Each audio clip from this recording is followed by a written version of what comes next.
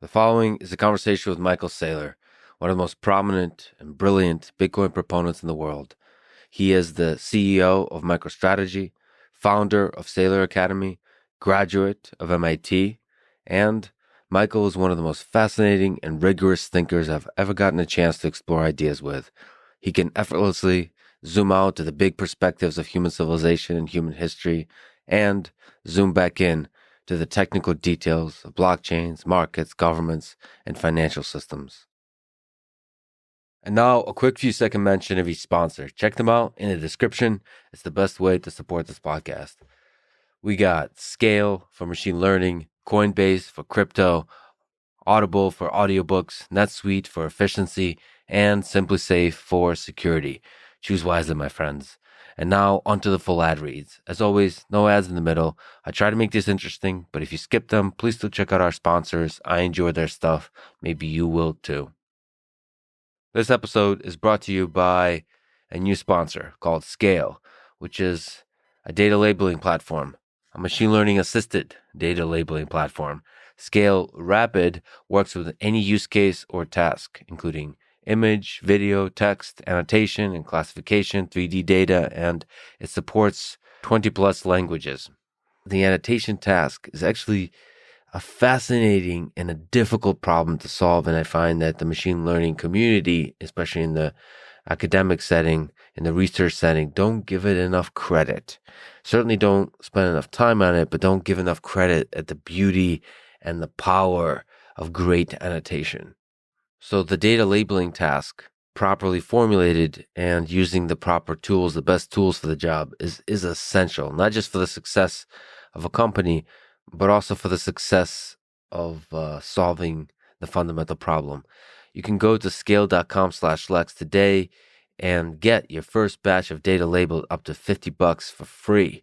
Again, that's scale.com/Lex, scale.com/Lex. This episode is also brought to you by Coinbase, which is a trusted and easy to use platform to buy, sell, and spend cryptocurrency. I use it and I love it. You could buy Bitcoin, Ethereum, Cardano, Dogecoin, all the most popular digital currencies.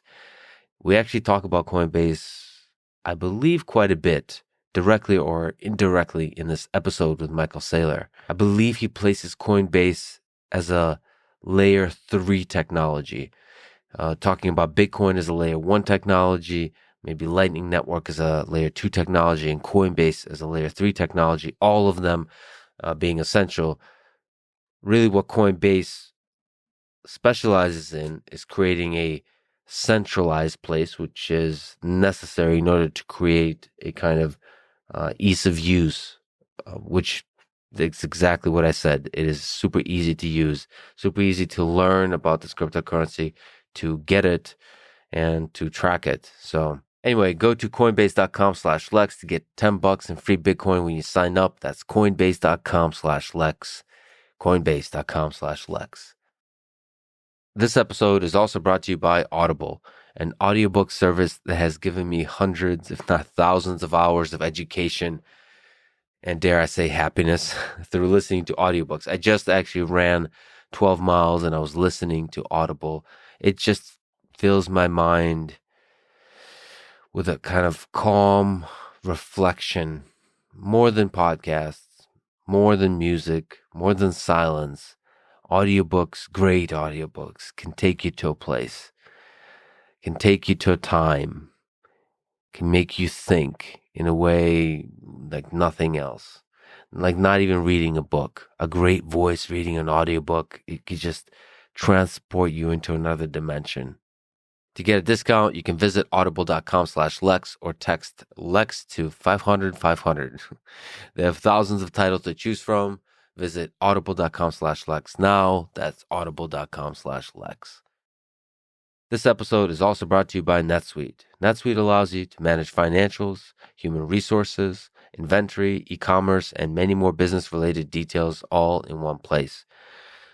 Running a company, something that I have dreamed of doing and I still want to do, is really, really hard for many reasons. There is hard things I like to do that I might help on, And then there's hard things that I would probably get in the way of. And many of the things that NetSuite helps with is I would get in the way of. The financials, the HR, if it's a e-commerce business, then sort of managing the inventory, all that kind of stuff. That's like the stuff, the day-to-day that makes the company run. That's not the engineering, that's not the design, that's not the big picture ideas. That's the meat and potatoes of a company. You have to have the best tools to take care of that. Right now, you can get special financing. Head to netsuite.com/Lex to get their one-of-a-kind financing program. That's netsuite.com/Lex, netsuite.com/Lex. This episode is also brought to you by SimpliSafe, a home security company designed to be simple and effective. It takes 30 minutes to set up. You can customize the system for your needs at simplisafe.com/Lex. I have it set up in my place and I love it. It was super easy. That's, I guess you would say, in terms of physical space, that's the first layer of protection I'm using. I have many, many layers. And here in Texas, there's many more layers that you can just imagine. Anyway, in terms of just cameras, monitoring, and communicating to me if something went wrong, it's just everything has to work well.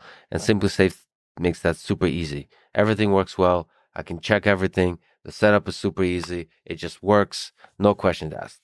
Anyway, go to simplisafe.com/Lex to customize your system and claim your free indoor security camera plus 20% off with interactive monitoring. Again, that's simplisafe.com/Lex. This is the Lex Friedman Podcast, and here is my conversation with Michael Saylor.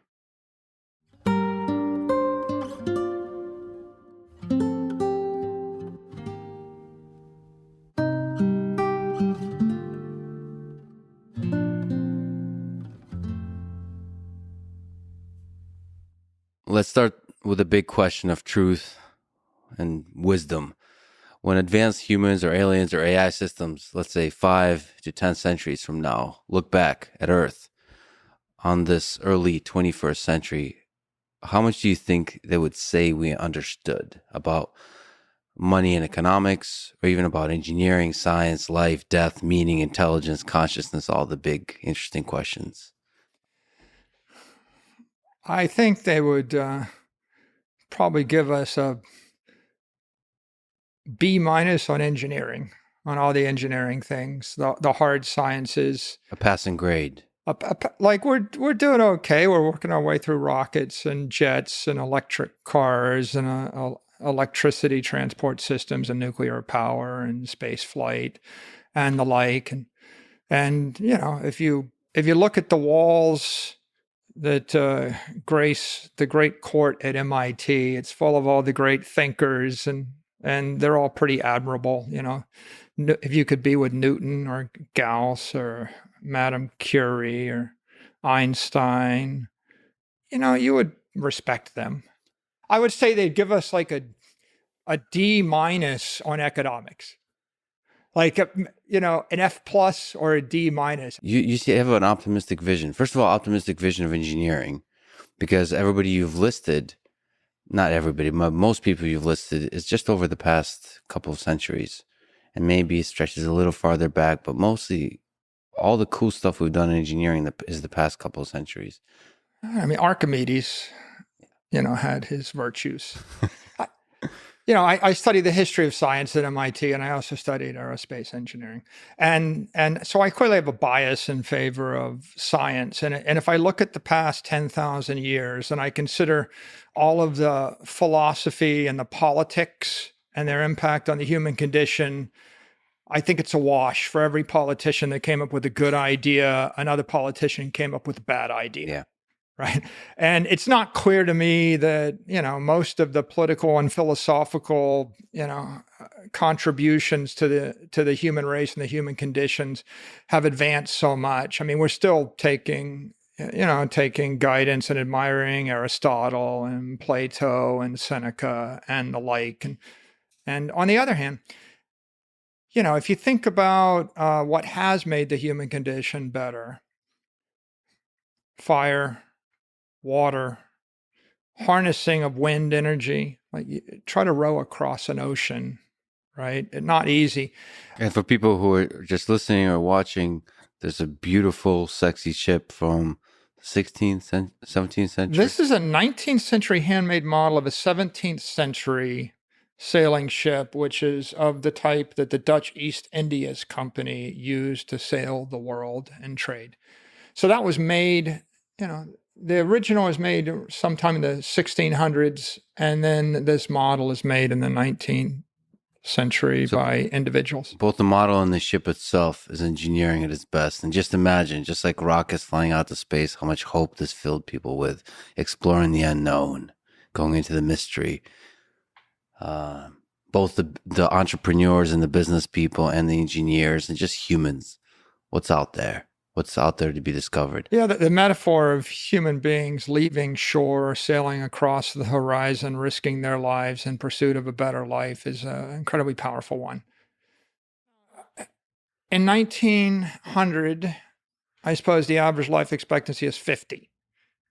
During the Revolutionary War, while our founding fathers were fighting to establish, life, liberty, pursuit of happiness, the Constitution, average life expectancy of like 32, somewhere between 32 and 36. Yeah. So all the sound and the fury doesn't make you live past 32, but what does, right? Antibiotics, conquest of infectious diseases. If we understand the science of infectious disease, sterilizing a knife and harnessing antibiotics gets you from 50 to 70. And that happened fast, right? That happens from 1900 to 1950 or something like that.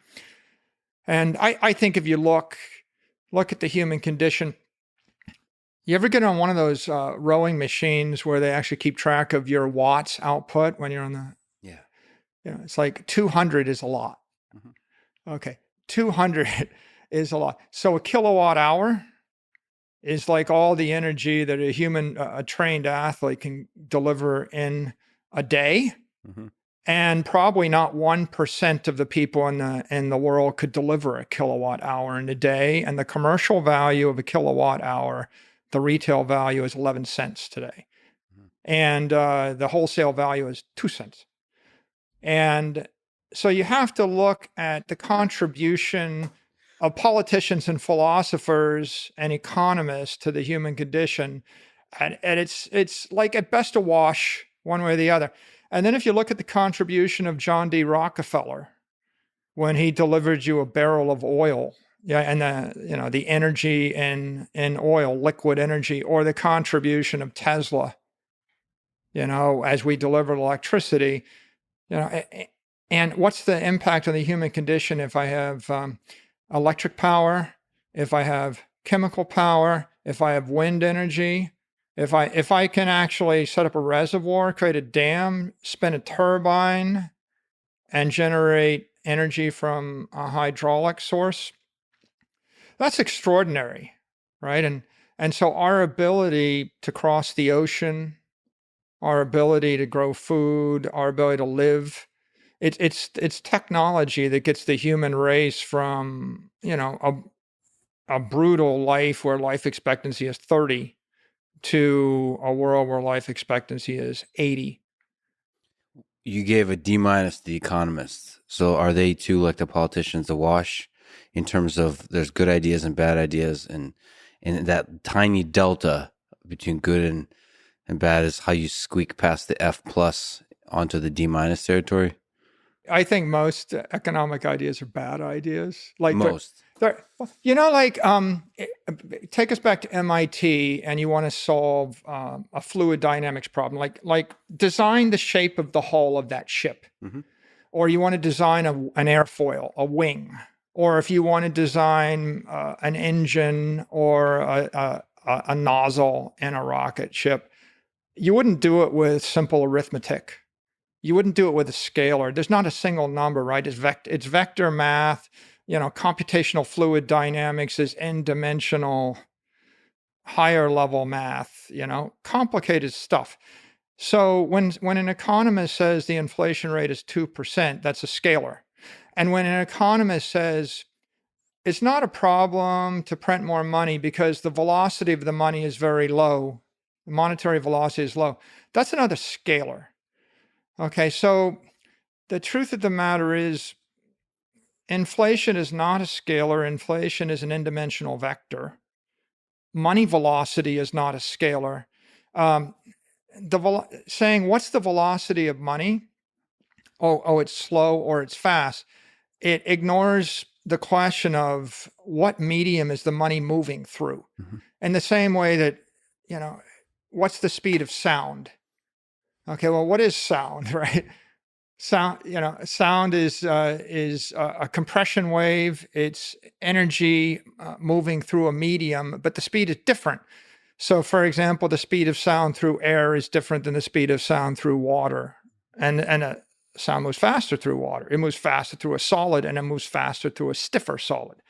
So there isn't one. What is the fundamental problem with the way economists reduce the world down to a model? Is it too simple, or is it just even the first principles of constructing the model is wrong? I think that the fundamental problem is if you see the world as a scalar, you simply pick the one number which supports whatever you want to do, and you ignore the universe of other consequences from your behavior.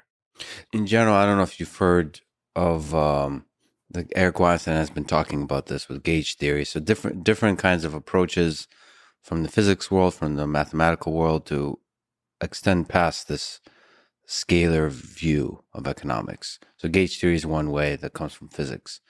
Do you find that way of exploring economics interesting? So outside of cryptocurrency, outside of the actual technologies and so on, just analysis of how economics works. Do you find that interesting? Yeah, I think that if we're going to want to really make any scientific progress in economics, we have to apply much more computationally intensive and richer forms of mathematics. So simulation, perhaps, or yeah, when I was at MIT, I studied system dynamics.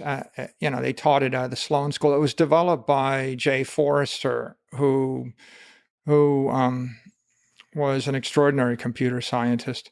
And when we created models of economic behavior, they were all multidimensional, nonlinear models. So if you want to describe how anything works in the real world, you have to start with the concept of feedback. If I double the price of something, demand will fall, and attempts to create supply will increase, and there will be a delay before the capacity increases. There'll be an instant demand change, and there'll be rippling effects throughout every other segment of the economy, downstream and upstream of such thing. So it's kind of common sense, but most classical economics, it's always, taught with linear models, fairly simplistic linear models. And oftentimes, even I'm really shocked today that the entire mainstream dialogue of economics has been captured by scalar arithmetic. For example, if you read any article in the New York Times or the Wall Street Journal, right? They just refer to there's an inflation number, or the CPI, or the inflation rate is X. And if you look at all the historic studies of the impact of inflation, generally they're all based upon the idea that inflation equals CPI, and then they try to extrapolate from that, and you just get nowhere with it. So at the very least, we should be considering inflation and other economics concept as a nonlinear dynamical system. So nonlinearity, and also just embracing the full complexity of just how the variables interact, maybe through simulation, maybe have some interesting models around that. Wouldn't it be refreshing if somebody for once published a table of the change in price of every product, every service, and every asset in every place over time? You said table. Some of that also is the task of visualization, how to extract from this complex set of numbers patterns that somehow indicate something fundamental about what's happening. So like summarization of data is still important. Perhaps summarization not down to a single scalar value, but looking at that whole sea of numbers, you have to find patterns.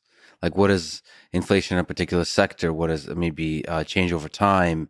Maybe different geographical regions, things of that nature. I think that's kind of, I don't know even what that task is. That's what you could look at machine learning. You can look at AI with that perspective, which is like, how do you represent what's happening as efficiently as possible? That's never going to be a single number, but it might be a compressed model that captures something beautiful, something fundamental about what's happening.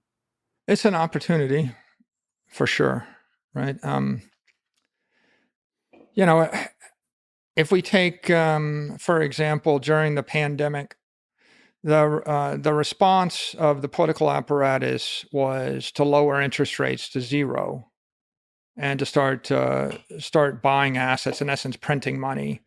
And the defense was there's no inflation. Yeah. But of course, you had one part of the economy where it was locked down, so it was illegal to buy anything. Like you couldn't, it was either illegal or it was impractical. So it would be impossible for demand to manifest. So of course there is no inflation.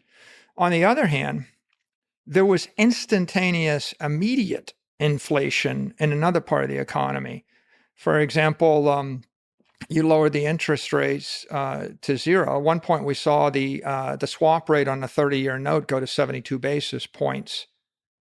Okay, that means that the value of a long-dated bond immediately inflates. So the bond market had hyperinflation within minutes of these financial decisions. The asset market had hyperinflation. We had what you call a K-shaped recovery, what we affectionately call a K-shaped recovery. Main Street shut down. Wall Street recovered all within 6 weeks. The inflation was in the assets, like in the stocks, in the bonds. If you look today, you see that typical house, according to the Case-Shiller Index today, is up 19.2% year over year. So if you're a first-time home buyer, the inflation rate is 19%. The formal CPI announced is 7.9%. You can pretty much create any inflation rate you want by constructing a market basket, right? A weighted basket of products or services or assets that yield you the answer.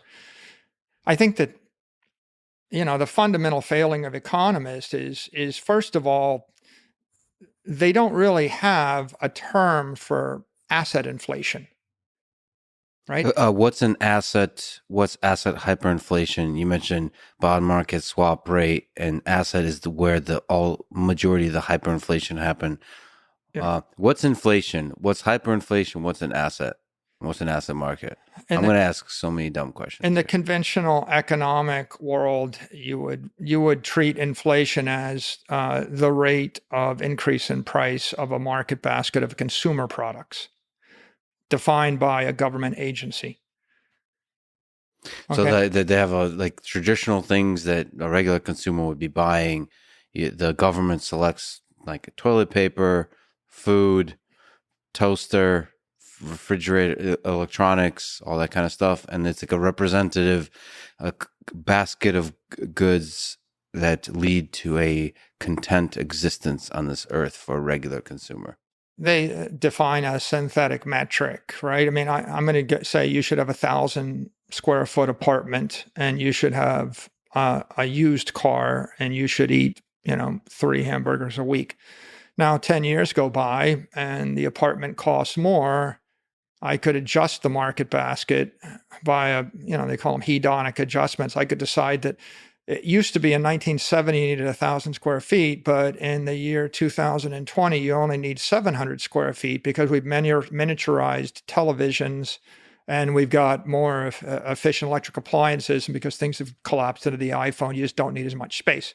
So now it may be that the apartment costs 50% more, but after the hedonic adjustment, there is no inflation because I just downgraded the expectation of what a normal person should have. So the synthetic nature of the metric allows for manipulation by people in power. Pretty much. I guess my criticism of economists is rather than embracing inflation based upon its fundamental idea, which is the rate at which the price of things go up, right?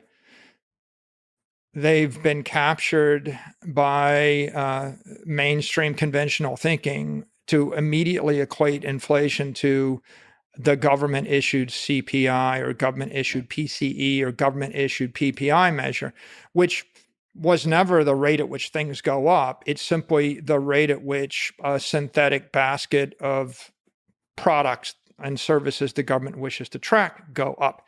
Now, the problem with that is two big things. One thing is the government gets to create the market basket, and so they keep changing what's in the basket over time. So, I mean, if I said 3 years ago you should go see 10 concerts a year, and the concert tickets now cost $200 each, now it's $2,000 a year to go see concerts. Now I'm in charge of calculating inflation, so I redefine, your entertainment quota for the year to be 8 Netflix streaming concerts, and now they don't cost $2,000; they cost nothing, and there is no inflation, but you don't get your concerts, right? So the problem starts with continually changing the definition of the market basket. But in my opinion, that's not the biggest problem. The more egregious problem is the fundamental idea that assets aren't products or services. Assets can't be inflated. What's an asset? A house, a share of Apple stock, a bond, a Bitcoin is an asset, or a Picasso painting. So, not a consumable good. Not not an apple that you can eat. Right. If I throw away an asset, then I'm not on the hook to track the inflation rate for it. So what happens if I change the policy such that, let's take the classic example, $1 million bond at a 5% interest rate gives you $50,000 a year in risk-free income. You might retire on $50,000 a year in a low-cost jurisdiction. So the cost of Social Security or early retirement is $1 million when the interest rate is 5%. During the crisis of March of 2020, the interest rate on a 10-year bond went to 50 basis points. Okay, so now the cost of that bond is $10 million. Okay, the cost of Social Security went from $1 million to $10 million. So if you wanted to work your entire life, save money, and then retire risk-free and live happily ever after on a $50,000 salary, living on a beach in Mexico, wherever you wanted to go, you had hyperinflation. The cost of your aspiration increased by a factor of 10 over the course of, some amount of time. In fact, in that case, that was like over the course of about 12 years, right? As the inflation rate ground down, the asset traded up. But the conventional view is, oh, that's not a problem because it's good that it's good that the bond is highly priced because we own the bond. Or what's the problem with the inflation rate in housing being 19%? It's an awful problem for a 22-year-old that's starting their first job, that's saving money to buy a house. But it would be characterized as a benefit to society by a conventional economist who would say, well, housing asset values are higher because of interest rate fluctuation, and now the economy's got more wealth. And so that's right. That's viewed as a benefit. So what's being missed here, like the suffering of the average person, or the struggle, the suffering, the pain of the average person, like metrics that captured that within the economic system. Is it when you're talking about one way to say it is a conventional view of inflation as CPI understates the human misery that's inflicted upon the working class and on mainstream companies by the political class. And so it's a massive shift of wealth from the working class to the propertied class. It's a massive shift of power from the free market to the centrally governed or the controlled market. It's a massive shift of power from the people to the government. And maybe one more illustrative point here, Lex, is what do you think the inflation rate's been for the past 100 years? Are we talking about the scalar again? If you took a survey of everybody on the street and you asked them what do they think inflation was, what is it, you remember when Jerome Powell said our target's 2%, but we're not there. Mm. If you go around the corner, I have posted the deed to this house sold in 1930. Okay, and the number on that deed is $100,000, 1930. And if you go on Zillow Mm-hmm. and you get the Z estimate, Is it higher than that? No. $30,500,000. Yeah. So that's 92 years, 1930 or 2022. And in 92 years, we've had 305x increase in price of the house. Now, if you actually back calculate, you come to a conclusion that the inflation rate was approximately 6.5% a year, every year, for 92 years. Okay, and there's nobody in government, no conventional economist that would ever admit to an inflation rate of 7% a year in the US dollar over the last century. Now, if you dig deeper, I mean, one guy that's done a great job working on this is Seyfedin Amos, who wrote the book, The Bitcoin Standard, and he notes that on average, it looks like the inflation rate and the money supply is about 7% a year, all the way up to the year 2020. If you look at the S&P index, which is a market basket of scarce desirable stocks, it returned about 10%. If you talk to 10% a year for 100 years, the money supply is expanding at 7% 100 years. If you actually talk to economists or you look at the economy and you ask the question, how fast does the economy grow in its entirety year over year? Generally about 2 to 3%. Like the sum total impact of all this technology and human ingenuity might get you a 2.5%, 3% improvement a year. As measured by GDP. Is that are you okay with that? I'm not sure I'd go that far yet, but I would just say that if you had the human race doing stuff, yeah, and if you ask the question, how much more efficiently will we do the stuff next year than this year, or what's the value of all of our innovations and inventions and investments in the past 12 months, you'd be hard pressed to say we get 2% better. Typical investor thinks they're 10% better every year. So if you look at what's going on, really, when you're holding $1 million of stocks and you're getting a 10% gain a year, you really get a 7% expansion of the money supply. You're getting a 2 or 3% gain under best circumstances. And another way to say that is, if the money supply stopped expanding at 7% a year, the S&P yield might be 3% and not 10%. It probably should be.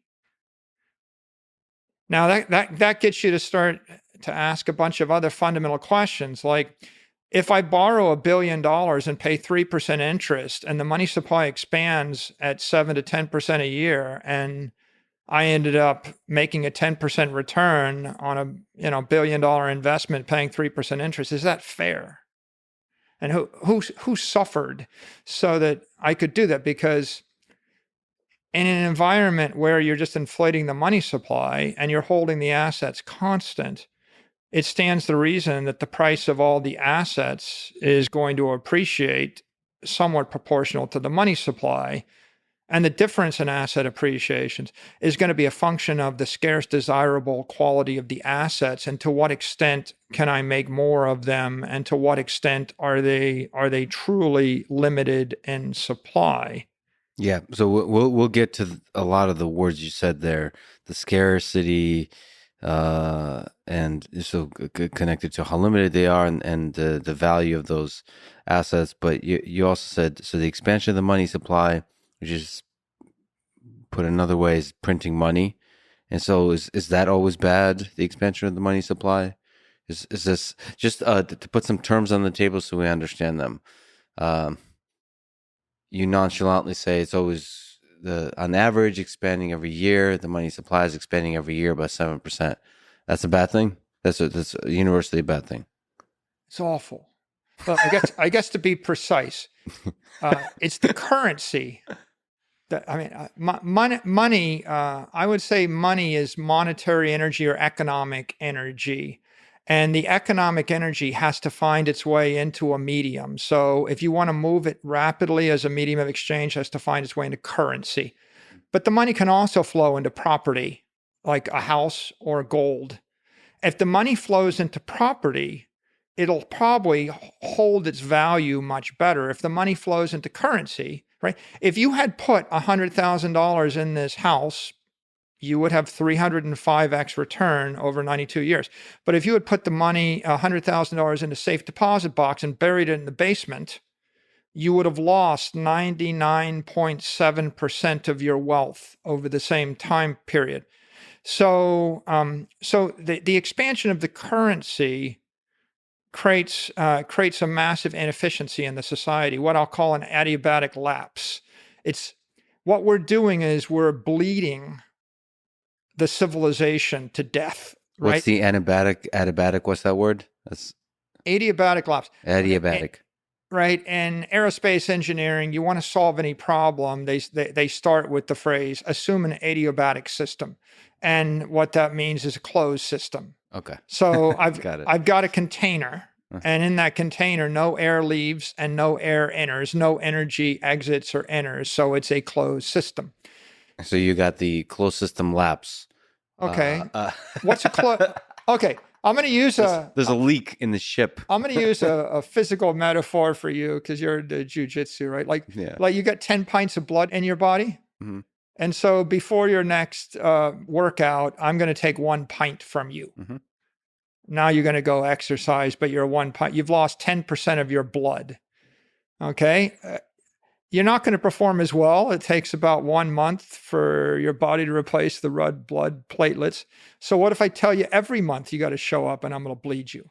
Yeah. Okay. So if I'm draining the energy, I'm draining the blood from your body, you can't perform. Adiabatic lapse is when you go up in altitude. Every 1,000 feet, you lose 3 degrees. Mm-hmm. You go at 50,000 feet, you're 150 degrees colder than sea level. That's why you look at your instruments and instead of 80 degrees, you're minus 70 degrees. Why is the temperature falling? Temperature's falling because it's not a closed system, it's an open system. As the air expands, the density falls, right? The energy per cubic whatever, falls, and therefore the temperature falls, right? The heat's falling out of the solution. So when you're inflating, let's say you're inflating the currency supply by 6%, you're sucking 6% of the energy out of the fluid that the economy is using to function. So the currency, this kind of ocean of currency, that's a nice way for the economy to function. It's the most kind of it's being inefficient when you expand the money supply, but it's the liquid. I'm trying to find the right kind of adjective here. It's how you do transactions at a scale of billions.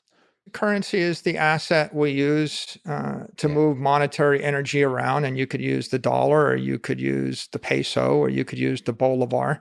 Selling houses and buying houses is much more inefficient, or like you can't transact between billions of people with houses. Yeah, properties don't make such good mediums of exchange. They make better stores of value, and they have utility value if it's a ship or a house or a plane or a bushel of corn, right?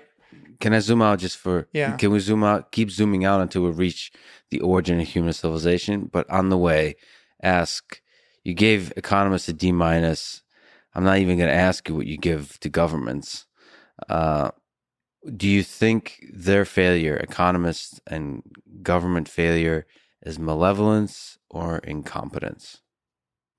I think policymakers are well-intentioned, but generally all government policy is inflationary, and it's inflammatory and inflationary. So what I mean by that is, when you have a policy pursuing supply chain independence, if you have an energy policy, if you have a labor policy, if you have a trade policy, if you have any kind of foreign policy, a domestic policy, a manufacturing policy, every one of these, a medical policy, every one of these policies interferes with the free market and generally prevents some rational actor from doing it in a cheaper, more efficient way.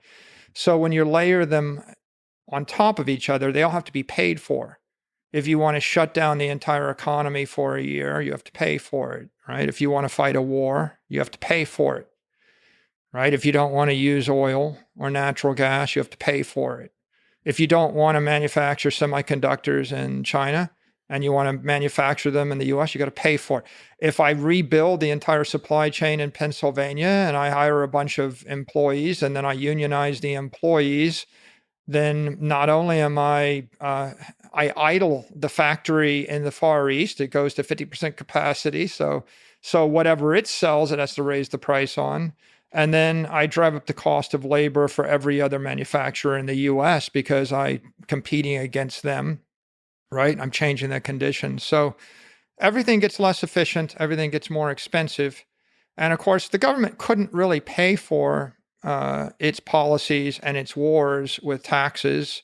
We didn't pay for World War I with tax. We didn't pay for World War II with tax. We didn't pay for Vietnam with tax.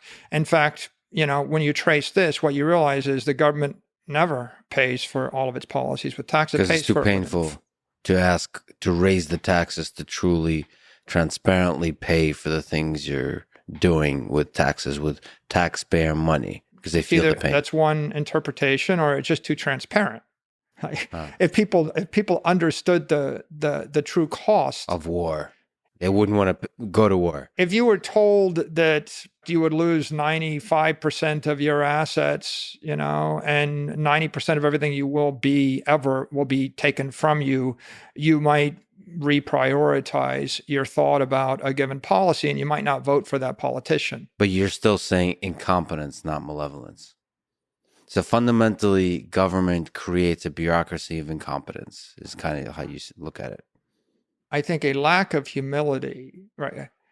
Like if people had more humility, then they would realize humility about how little they know, how little they understand about the function of complex systems. There's a phrase from Clint Eastwood's movie Unforgiven where he says a man's got to know his limitations. I think that a lot of people overestimate what they can accomplish, and experience in life causes you to reevaluate that. So I've done a lot of things in my life, and generally my mistakes were always my good ideas that I enthusiastically pursued, to the detriment of my great ideas that required 150% of my attention to prosper. So I think people pursue too many good ideas. They all sound good, but there's just a limit to what you can accomplish. And everybody underestimates the challenges of implementing an idea, right? And they always overestimate the benefits of the pursuit of that. And so I think it's an overconfidence that causes an overexuberance in pursuit of policies. And as the ambition of the government expands, so must the currency supply. Well, I could say the money supply, but let's say the currency supply. You can triple the number of pesos in the economy, but it doesn't triple the amount of manufacturing capacity in the said economy. And it doesn't triple the amount of assets in the economy. It just triples the pesos. So as you increase the currency supply, then the price of all those scarce, desirable things will tend to go up rapidly. And the confidence of all of the institutions, the corporations, and the individual actors and trading partners will collapse. If we take a tangent on a tangent, and we will return soon to the big human civilization question. So if government naturally wants to buy stuff it can't afford, what's the best form of government? Anarchism, libertarianism. So there's not even armies. There's no borders. That's anarchism. The least, the smallest possible. The smallest possible. The best government would be the least, and the debate will be over that. When you think about this stuff, do you think about, okay, government is the way it is. I, as a person that can generate great ideas, how do I operate in this world? Or do you also think about the big picture? If we start a new civilization somewhere on Mars, do you think about like what's the ultimate form of government? What's at least a promising thing to try?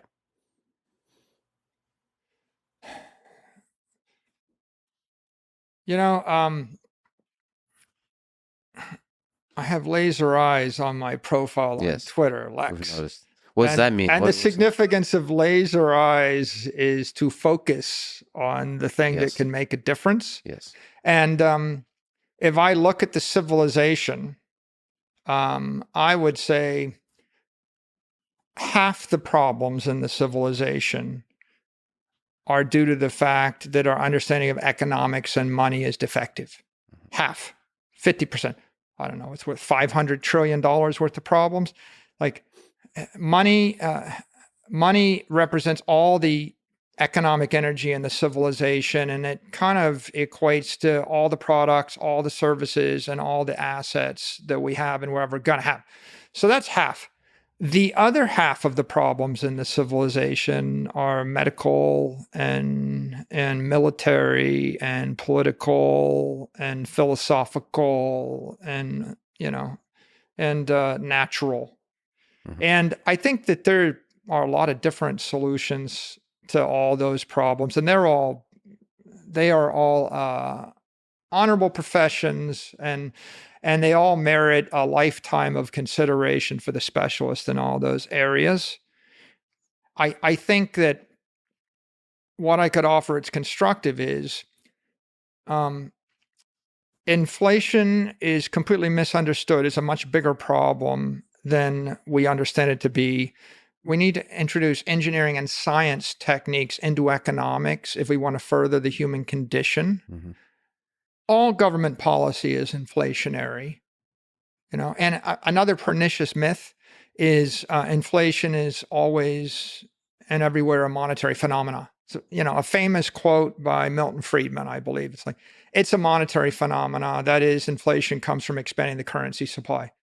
It's a nice phrase, and it's oftentimes quoted by people that are anti-inflation. But again, it just signifies a lack of appreciation of what the issue is. Inflation is, if I had a currency which was completely non-inflationary, if I never printed another dollar, and if I eliminated fractional reserve banking from the face of the earth, we'd still have inflation. And we'd have inflation as long as we have government that is capable of pursuing any kind of policies that are in themselves inflationary, and generally they all are. So in general, inflationary is the big characteristic of human nature, that governments, collection of groups that have power over others and allocate other people's resources, will try to, intentionally or not, hide the costs of those allocations, like in some tricky ways, whatever the options ever available. Hiding the cost is like the tertiary thing. Like the primary goal is the government will attempt to do good, right? And that's the primary problem. They will attempt to do good, and they will do it. They will do good imperfectly, and they will create oftentimes as much damage, more damage than the good they do. Most government policy will be iatrogenic. It will create more harm than good in the pursuit of it, but it is what it is. The secondary issue is they will unintentionally pay for it by expanding the currency supply without realizing that they're actually paying for it in a suboptimal fashion. They'll collapse their own currencies while they attempt to do good. The tertiary issue is they will mismeasure how badly they're collapsing the currency. So, for example, if you go to the Bureau of Labor Statistics, and look at the numbers printed by the Fed, they'll say, oh, it looks like the dollar has lost 95% of its purchasing power over 100 years. Okay, they sort of fess up that there's a problem, but they make it 95% loss over 100 years.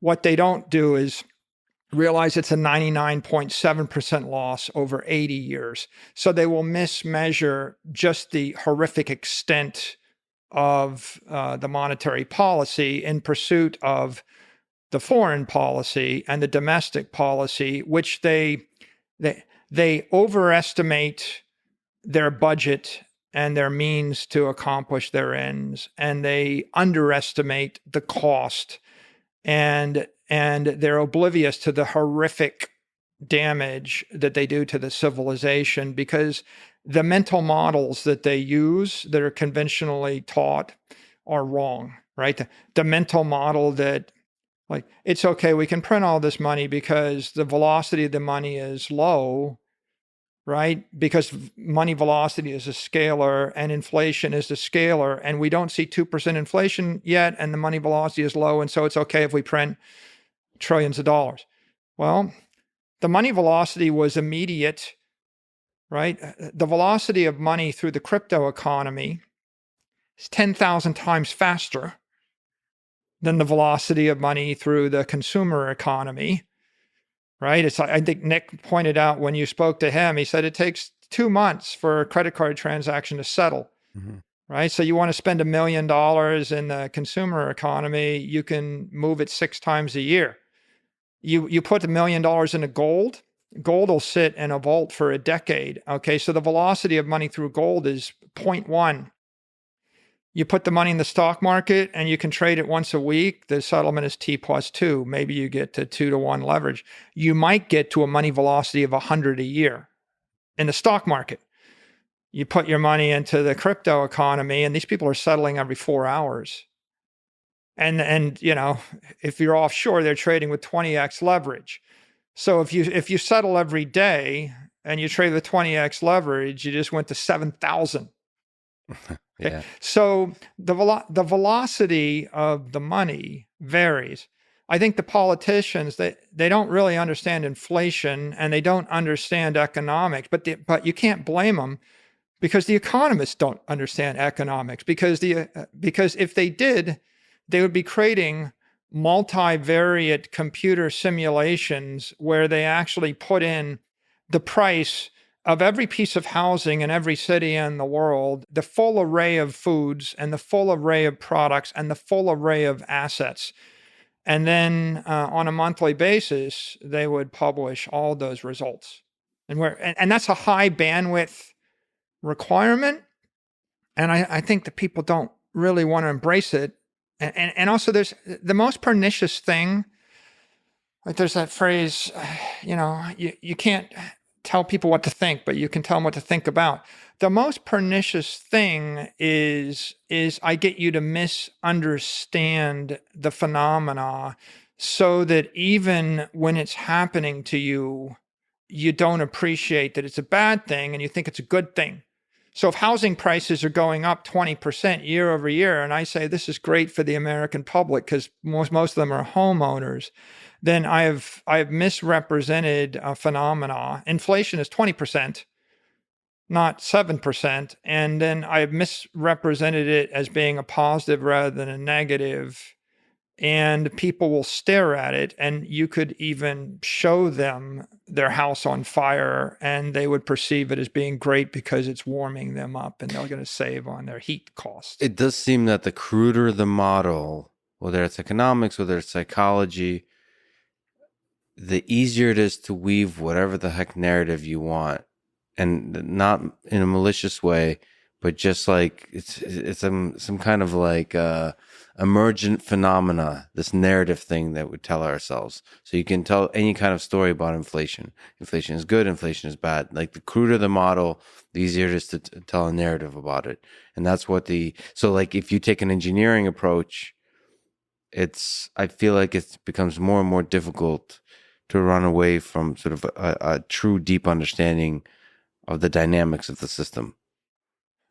I mean, honestly, if you went to 100 people on the street and you asked them to define inflation, how many would say it's a vector tracking the change in price of every product, service, asset in the world over time? No, Not many. not Now, many. if you went to them and you said, do you think 2% inflation a year is good or bad? The majority would probably say, well, here it's good. Yeah. The majority of economists would say 2% inflation a year is good. And of course, look at the ship next to us. What if I told you that the ship leaked 2%, right, of its volume every something, right? The ship is rotting 2% a year. That means the useful life of the ship is 50 years. Now, ironically, that's true. Like a wooden ship had a 50-year to 100-year life. 100 would be long, 50 years, not unlikely. So when we built ships out of wood, they had a useful life of about 50 years, and then they sunk, they rotted. There's nothing good about it, right? You build a ship out of steel, and it's zero as opposed to 2% degradation. And how much better is 0% versus 2%?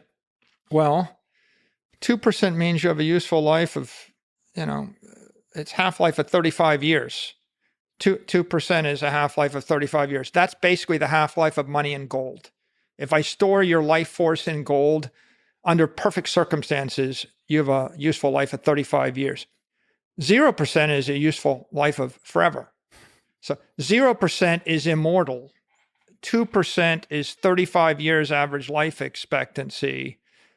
So the idea that you would think the life expectancy of the currency and the civilization should be 35 years instead of forever is kind of a silly notion. But the tragic notion is it was 7 into 70 or 10 years. The money has had a half-life of 10 years, except for the fact that in weak societies in Argentina or the like, the half-life of the money is 3 to 4 years. In Venezuela, 1 year. So the United States dollar and the United States economic system was the most successful economic system in the last 100 years in the world. We won every war. We were the world superpower. Our currency lost 99.7% of its value. And that means, horrifically, every other currency lost everything. Right. In essence, the other ones were 99.9, except for most that were 100% because they all completely failed.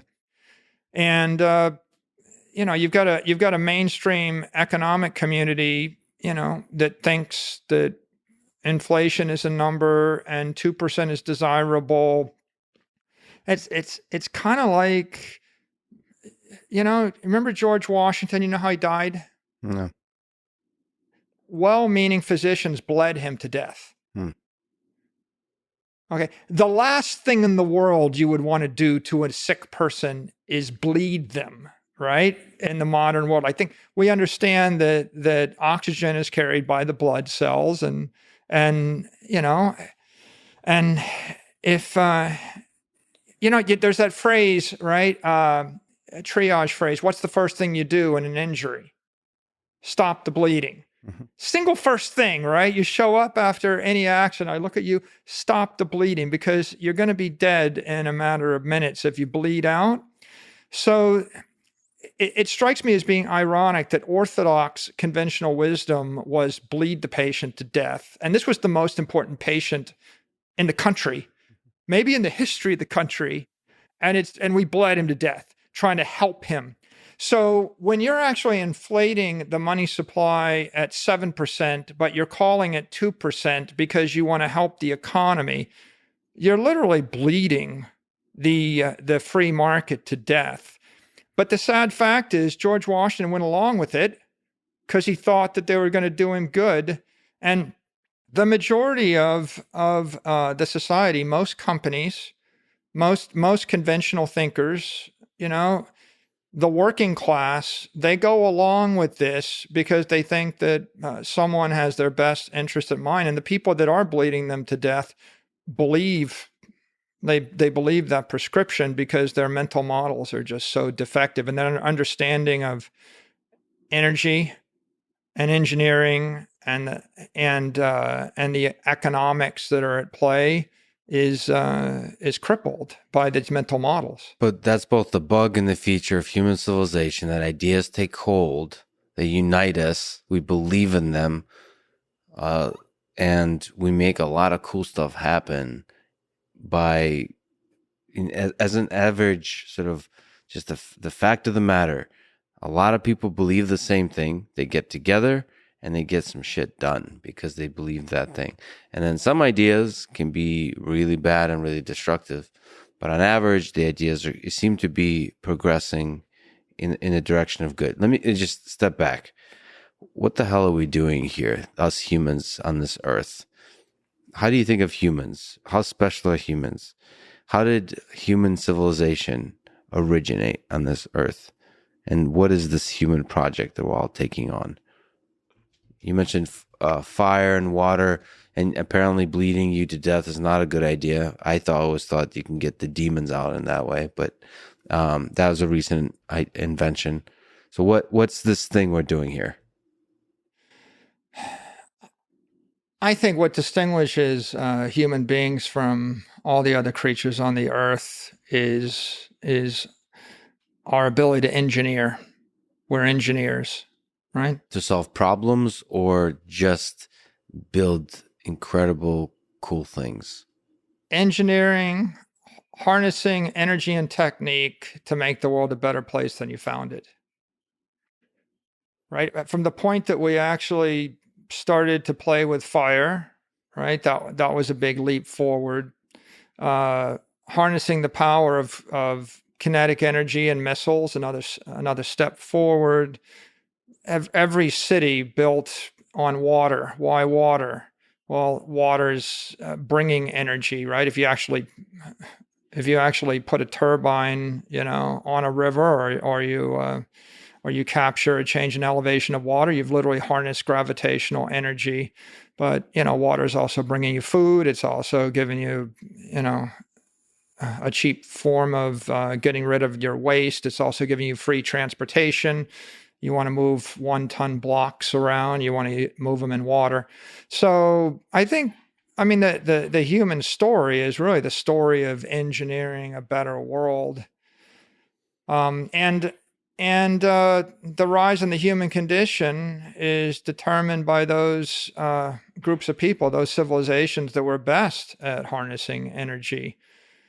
Right? If you look, the Greek civilization, they built it around ports and seaports and water, and created a trading network. The Romans were really good at harnessing all sorts of engineering. I mean, the aqueducts are a great example. If you go to any big city, you travel through cities in the Med, you find that, the carrying capacity of the city or the island is 5,000 people without running water. And then if you can find a way to bring water to it, it increases by a factor of 10.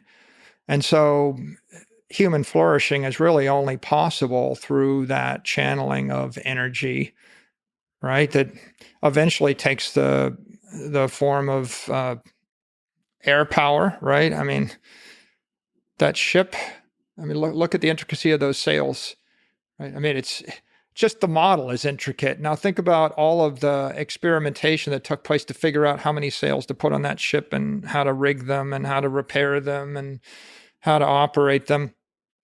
It's thousands of lives spent thinking through all the tiny little details, all to increase the efficiency of this, the effectiveness, the efficiency of this ship as it sails through water.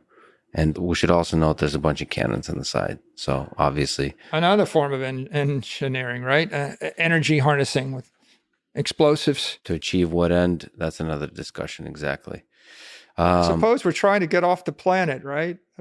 Well, there's a selection mechanism going on. So natural selection, however evolution works, it seems that one of the interesting inventions on Earth was the predator-prey dynamic. That you want to be the bigger fish. That violence seems to serve a useful purpose if you look at Earth as a whole. We, as humans, now like to think of violence as really a bad thing. It seems to be one of the amazing things about humans is we're ultimately tend towards cooperation. We like peace. If you just look at history, we want things to be nice and calm, and but just wars break out every once in a while and lead to immense suffering and destruction and so on. And they have a kind of like resetting the palette effect. It's one that's full of just immeasurable human suffering, but it's like a way to start over. We're clearly the apex predator on the planet. And I Googled something the other day, what's the most common form of mammal life on the earth? By number of organisms? Count. By count. And the answer that came back was human beings. Really? I was shocked. I couldn't believe it, right? It says like, apparently if we're just looking at mammals, the answer was human beings are the most common, which was very interesting to me. I almost didn't believe it, but I was trying to 8 billion or so human beings. It's a lot. There's no other mammal that's got more than 8 billion. If you walk through downtown Edinburgh and Scotland and you look up on this hill and this castle up on the hill, and you talk to people and the story is, oh yeah, well that was a British castle before it was a Scottish castle, before it was a Pict castle, before it was a Roman castle, before it was some other Celtic castle, before, then they found 13 prehistoric castles buried one under the other. And you get to conclusion that 100,000 years ago, somebody showed up and grabbed the high point, the apex of the city, and they built a stronghold there, and they flourished, and their family flourished, and their tribe flourished until someone came along and knocked them off the hill. And it's been a nonstop, never-ending fight by the aggressive, most powerful entity, family, organization, municipality, tribe, whatever. All for the hill. For that one hill, going back since time immemorial. And, you scratch your head and you think, it seems like it's like just this never-ending But doesn't that lead, wheel. If you just all kinds of metrics, that seems to improve the quality of our cannons and ships as a result. Like it seems that war, just like your laser eyes, focuses the mind on the engineering tasks. It is that, and it does remind you that the winner is always the most powerful. And we throw that phrase out, but no one thinks about what that phrase means. Like who's the most powerful, or the most powerful side won, but they don't think about it. And they think about power, energy delivered in a period of time. And then you think a guy with a spear is more powerful than someone with their fist, and someone with a bow and arrow is more powerful than the person with the spear. And then you realize that somebody with bronze is more powerful than without, and steel is more powerful than bronze. And if you look at the Romans, they persevered, with artillery, and they could stand off from 800 meters and blast you to smithereens, right? You study the history of the Balearic slingers, right? And, you think we invented bullets, but they invented bullets to put in slings thousands of years ago. They could have stood off 500 meters and put a hole in your head, right? And so there was never a time when humanity wasn't vying to come up with an asymmetric form of projecting their own power via technology. And absolute power is when a leader is able to control a large amount of humans that are facing the same direction, working in the same direction to leverage energy. The most organized society wins. Yeah. When the Romans were dominating everybody, they were the most organized civilization in Europe, and as long as they stayed organized, they dominated. And at some point, they overexpanded and got disorganized, and they collapsed. And I guess you could say that the struggle of the human condition, it catalyzes the development of new technologies one after the other. It penalizes anybody that rejects ocean power. Right? Gets penalized. You reject artillery, you get penalized. You reject atomic power, you get penalized. If you reject digital power, cyber power, you get penalized. And the underlying control of the property keeps shifting hands from one institution or one government to another based upon how rationally they're able to channel that energy and how well organized or coordinated they are. Well, that's a really interesting thing about both the human mind and governments, that once they get a few good, and companies, once they get a few good ideas, they seem to stick with them. They reject new ideas. It's almost, whether that's emergent or however that evolved, it seems to have a really interesting effect, because when you're young, you fight for the new ideas. You push them through, then a few of us humans find success, then we get complacent, we take over the world using that new idea, and then the new young person with the better new idea challenges you, and you, as opposed to pivoting, you stick with the old and lose because of it. And that's how empires collapse. And it's just both at the individual level that happens when two academics fighting about ideas or something like that, and at the human civilization level, governments, they hold on to the ideas of old. It's fascinating. Yeah, an ever persistent theme in the history of science is the paradigm shift. And the paradigms shift when the old guard dies and a new generation arrives, or the paradigm shifts when there's a war and everyone that disagrees with the idea of aviation finds bombs dropping on their head, or everyone that disagrees with whatever your technology is has a rude awakening. And if they totally disagree, their society collapses and they're replaced by that new thing.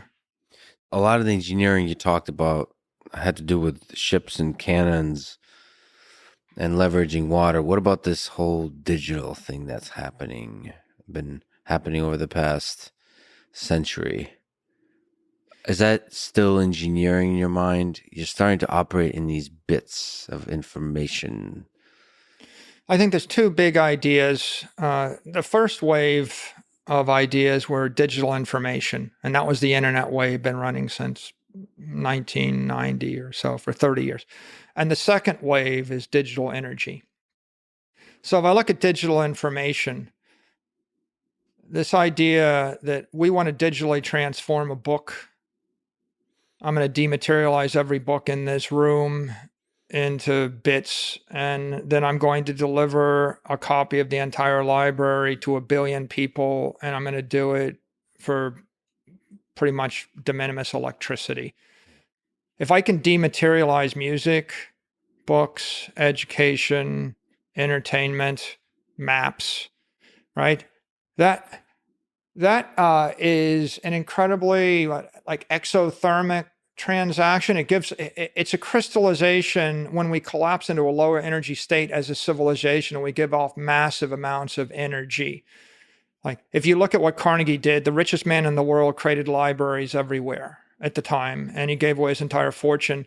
And now we can give a better library to every 6-year-old for nothing. And so what's the value of giving 1 million books to 8 billion people, right? Mm-hmm. Right. That's the explosion in prosperity that comes from digital transformation.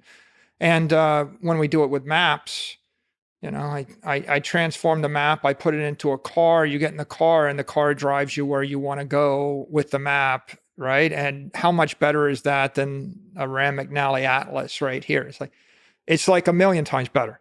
Yeah. So the first wave of digital transformation was the dematerialization of all of these informational things which are non-conservative. That is, I could take Beethoven's Fifth Symphony, played for by the best orchestra in Germany, and I could give it to 1 billion people and they could play it 1,000 times each at less than the cost of the one performance, right? So I deliver culture and education and erudition and intelligence and insight to the entire civilization over digital rails. And the consequences of the human race are first order, generally good, right? The world is a better place. It drives growth. And you create these trillion-dollar entities like Apple and Amazon and Facebook and Google and Microsoft, right? That is the first wave. The second wave, Do you mind? I'm sorry to interrupt, but yeah, that first wave, it feels like the impact that's positive. You said the first order impact is generally positive. It feels like it's positive in a way that nothing else in history has been positive. And then we may not actually truly be able to understand the orders of magnitude of increase in productivity and just progress of human civilization until we look back centuries from now. It just feels, or maybe I'm just looking at the impact of Wikipedia, right. the giving access to basic wisdom or basic knowledge, and then perhaps wisdom to billions of people. If you can just linger on that for a second, what's your sense of the impact of that? You know, I would say if you're a technologist, philosopher, the impact of a technology is so much greater on the civilization and the human condition than a non-technology that it's almost not worth your trouble to bother trying to fix things a conventional way. So let's take an example. I have a foundation, the Saylor Academy, and the Saylor Academy gives away free education, free college education to anybody on earth that wants it. And we've had more than 1 million students. And if you go and you take the physics class, the lectures were by the same physics lecturer that taught me physics at MIT. Except when I was at MIT, the cost of the first 4 weeks of MIT would have drained my family's collective life savings for the last 100 years. Yeah. Like 100 years worth of my father, my grandfather, my great-grandfather, they saved every penny they had after 100 years. They could have paid for 1 week or 2 weeks of MIT. Yeah. That's how fiendishly expensive and inefficient it was. So yes. I went on scholarship. I was lucky to have a scholarship. But on the other hand, I sat in the back of the 801 lecture hall and I was like right up in the rafters. It's an awful experience on these like uncomfortable wooden benches and you can barely see the blackboard and you got to be there synchronously. And the stuff we upload, you can start it and stop it and watch it on your iPad or watch it on your computer and rewind it multiple times and sit in a comfortable chair and you can do it from anywhere on earth and it's absolutely free. So I think about this and I think, you want to improve the human condition? You need people with postgraduate level education. You need PhDs. And I know this sounds kind of elitist, but you want to cure cancer and, you want to go to the stars, fusion drive. We need new propulsion, right? We need extraordinary breakthroughs in every area of basic science, be it biology or propulsion or materials science or computer science. You're not doing that with an undergraduate degree. You're certainly not doing it with a high school education. But the cost of a PhD is like $1 million. There's like 10 million PhDs in the world. If you check it out, there's 8 billion people in the world. How many people could get a PhD or would want to? Maybe not 8 billion, but 1 billion, 500 million. Let's just say 500 million to 1 billion. How do you go from 10 million to 1 billion highly educated people, all of them specializing in, and I don't have to tell you how many different fields of human endeavor there are. I mean, your life is interviewing these experts and there's so many, right? It's amazing. So how do I give a multi-million-dollar education to 1 billion people?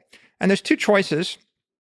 You can either endow a scholarship, in which case you pay $75,000 a year. Okay, $75,000. Let's pay $1 million and $1 million a person. I can do it that way.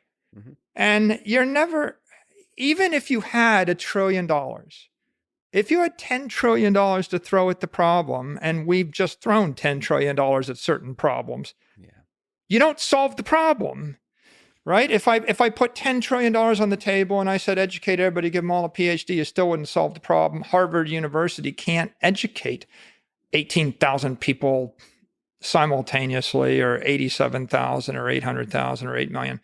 So you have to dematerialize the professor and dematerialize the experience. So you put it all as streaming, on-demand, computer-generated education, and you create simulations where you need to create simulations, and you upload it. It's like the human condition is being held back by 500,000 well-meaning average algebra teachers. I love them. I mean, please don't take offense if you're an algebra teacher, but instead of 500,000 algebra teachers going through the same motion over and over again, what you need is like 1 or 5 or 10 really good algebra teachers, and they need to do it 1 billion times a day or 1 billion times a year for free.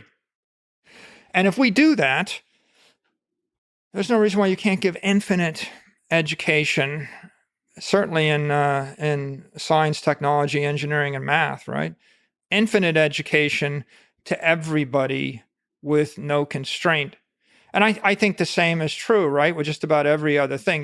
If you want to bring joy to the world, you need digital music. If you want to bring, enlightenment to the world, you need digital education. If you want to bring anything of consequence in the world, you got to digitally transform it, and then you got to manufacture it something like 100 times more efficiently as a start, but 1 million times more efficiently is probably that's hopeful. Maybe you have a chance. And if you look at all of these space endeavors and everything we're thinking about, getting to Mars, getting off the planet, getting to other worlds, number one thing you got to do is you got to make a fundamental breakthrough in an engine. People dreamed about flying for thousands of years, but until the internal combustion engine, you didn't have enough energy, enough power in a light enough package in order to solve the problem. And the human race has all sorts of those fundamental engines and materials and techniques that we need to master. And each one of them is a lifetime of experimentation of someone capable of making a seminal contribution to the body of human knowledge.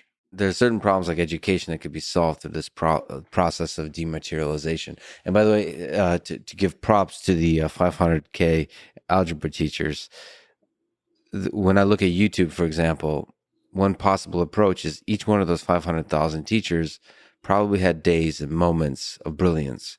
And if they had the ability to contribute to in the natural selection process, like the market of education, where the best ones rise up, that's a really interesting way, which is like the best day of your life, the best lesson you've ever taught could be found and sort of broadcast to billions of people.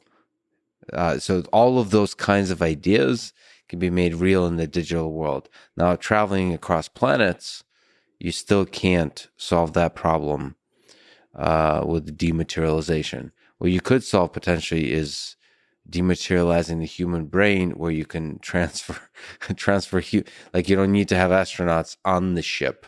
You can have a floppy disk carrying a human brain.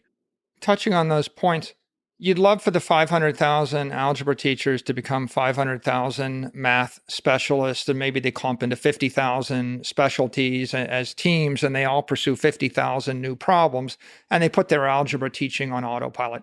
Yeah. That's the same. Yes. That's the same as when I give you 11 cents worth of electricity, and you don't have to row a boat 8 hours a day before you can eat. Right. Yes. It would be a lot better, that you would pay for your food in the first 8 seconds of your day, and then you could start thinking about other things, right?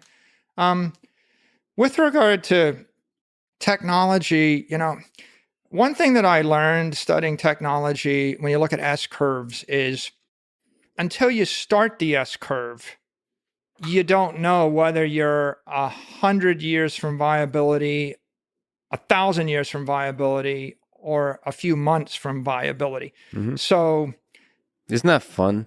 That's so fun. The early part of the S curve is so fun because you don't know. In 1900, you could have got any number of learned academics to give you 10,000 reasons why humans will never fly. Yeah. Right? And in 1903, the Wright brothers flew. And by 1969, we're walking on the moon. So the advance that we made in that field was extraordinary. But for the 100 years and 200 years before, they were just back and forth and nobody was close. And that's the happy part. The happy part is we went from flying 20 miles an hour or whatever to flying 25,000 miles an hour in 66 years. The unhappy part is I studied aeronautical engineering at MIT in the 80s. And in the 80s, we had Gulfstream aircraft, we had Boeing 737s, we had the space shuttle. And you fast forward 40 years, and we pretty much had the same exact aircraft. The efficiency of the engines was 20-30% more. Yeah. Right? We slammed into a brick wall around 69 to 75. Like, in fact, the Global Express, the Gulfstream, these were all engineered in the 70s, some in the 60s.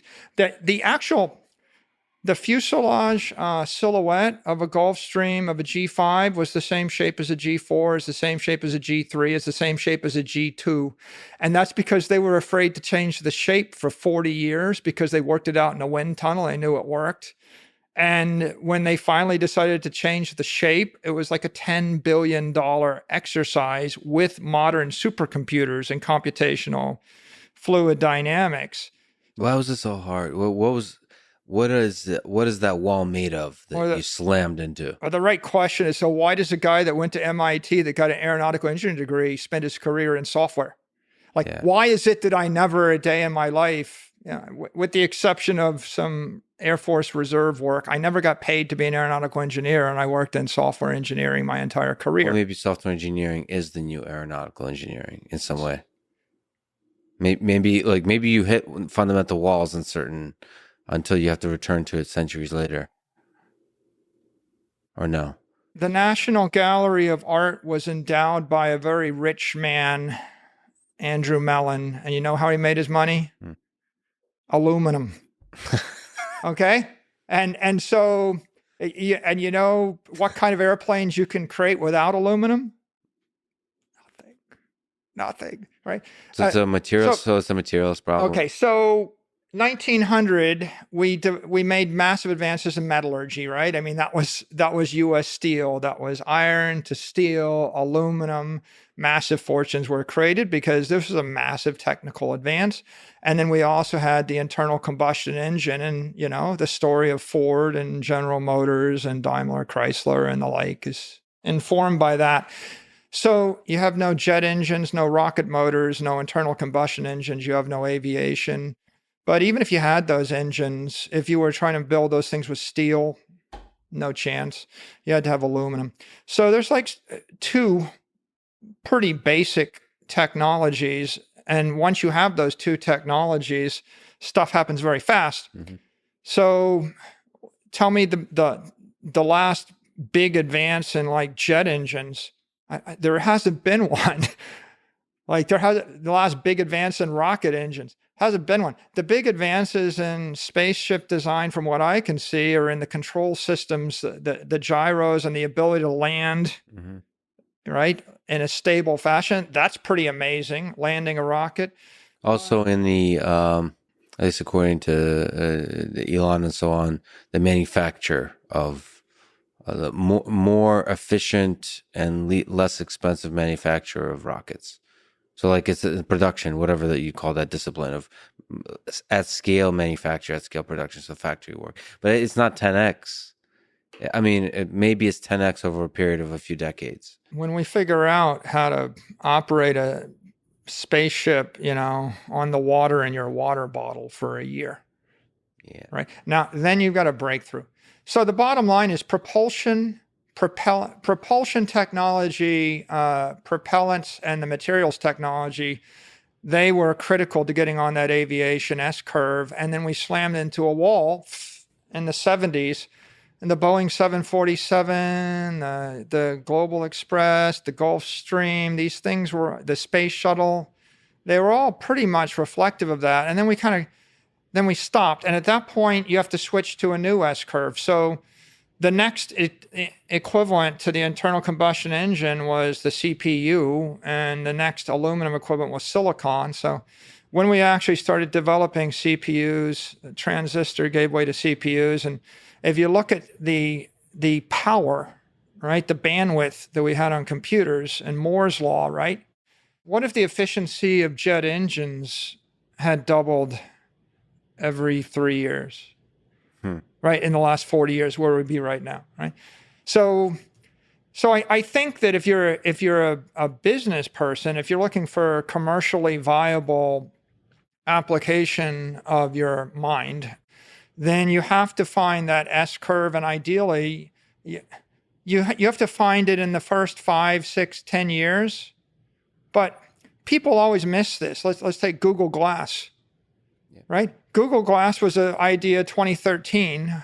The year is 2022, and people were quite sure this was going to be a big thing. But it could have been at the beginning of the S curve. But fundamentally, we didn't really have an effective mechanism. I mean, people getting vertigo and they're, But you didn't know that at the beginning of the S curve, right? I mean, maybe some people had a deep intuition about the fundamentals of augmented reality, but you don't know that. You don't have those, you're looking through the fog. You don't know. So the point is, we're year zero in 2013, and we're still year zero in 2022 on that augmented reality. And when somebody puts out a set of glasses that you can wear comfortably without getting vertigo, right? Without any disorientation, that manage to have the stability and the bandwidth necessary to sync with the real world, you'll be in year one. And from that point, you'll have a 70-year or some interesting future until you slam into a limit to growth. Yeah. And then it'll slow down. And this is the story of a lot of things, right? I mean, John D. Rockefeller got in the oil business in the 1860s. And the oil business, as we understood it, became fairly mature, by the 1920s to 30s. And then it actually stayed that way until we got to fracking, which was like 70 years later, and then it burst forward. So the interesting story about Moore's law, though, is that you get this like constant burst of S curves on top of S curves on top of S curve. It's like the moment you start slowing down, or almost ahead of you slowing down, you come up with another innovation. So like Moore's law doesn't seem to happen in every technological advancement. It seems like you only get a couple of S curves and then you're done for a bit. So I wonder what the pressures there are that resulted in such success over several decades and still going. Humility dictates that nobody knows when the S curve kicks off, and you could be 20 years early or 100 years early. Leonardo da Vinci, Michelangelo, they were designing flying machines hundreds and hundreds of years ago. So humility says you're not quite sure when you really hit that commercial viability. And it also dictates you don't know when it ends. Like, when will the party stop? When will Moore's law stop? And we'll get to the point where they're exponentially diminishing returns on silicon performance. And just like we got exponentially diminishing returns on jet engines, and it just takes an exponential increase in effort to make it 10% better. But while you're in the middle of it, then you can do things. So the reason that the digital revolution is so important is because the underlying platforms, the bandwidth and the performance of the components, and I say the components are the radio protocols, mobile protocols, the batteries, the CPUs, and the displays, right? Those four components are pretty critical. They're all critical in the creation of an iPhone. I wrote about it in the book, The Mobile Wave, and they catalyzed this entire mobile revolution.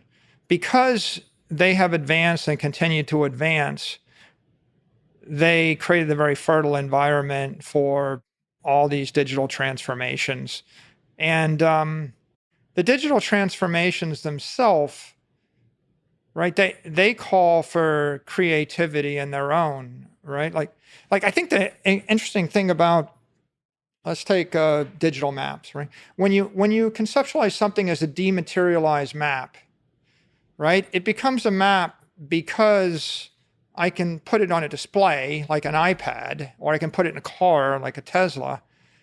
But if you really want to figure it out, you can't think like an engineer. You need to think like a fantasy writer. Like, this is where it's useful if you studied, if you played Dungeons and Dragons, and you read Lord of the Rings, and you studied all the fantasy literature, because when I dematerialize the map, first I put 10 million pages of satellite imagery into the map, right? That's a simple physical transform.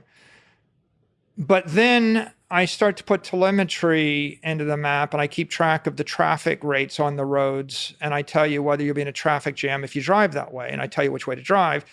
And then I start to get feedback on where you're going, and I tell you the restaurant's closed and people don't like it anyway. And then I put an AI on top of it, and I have it drive your car for you.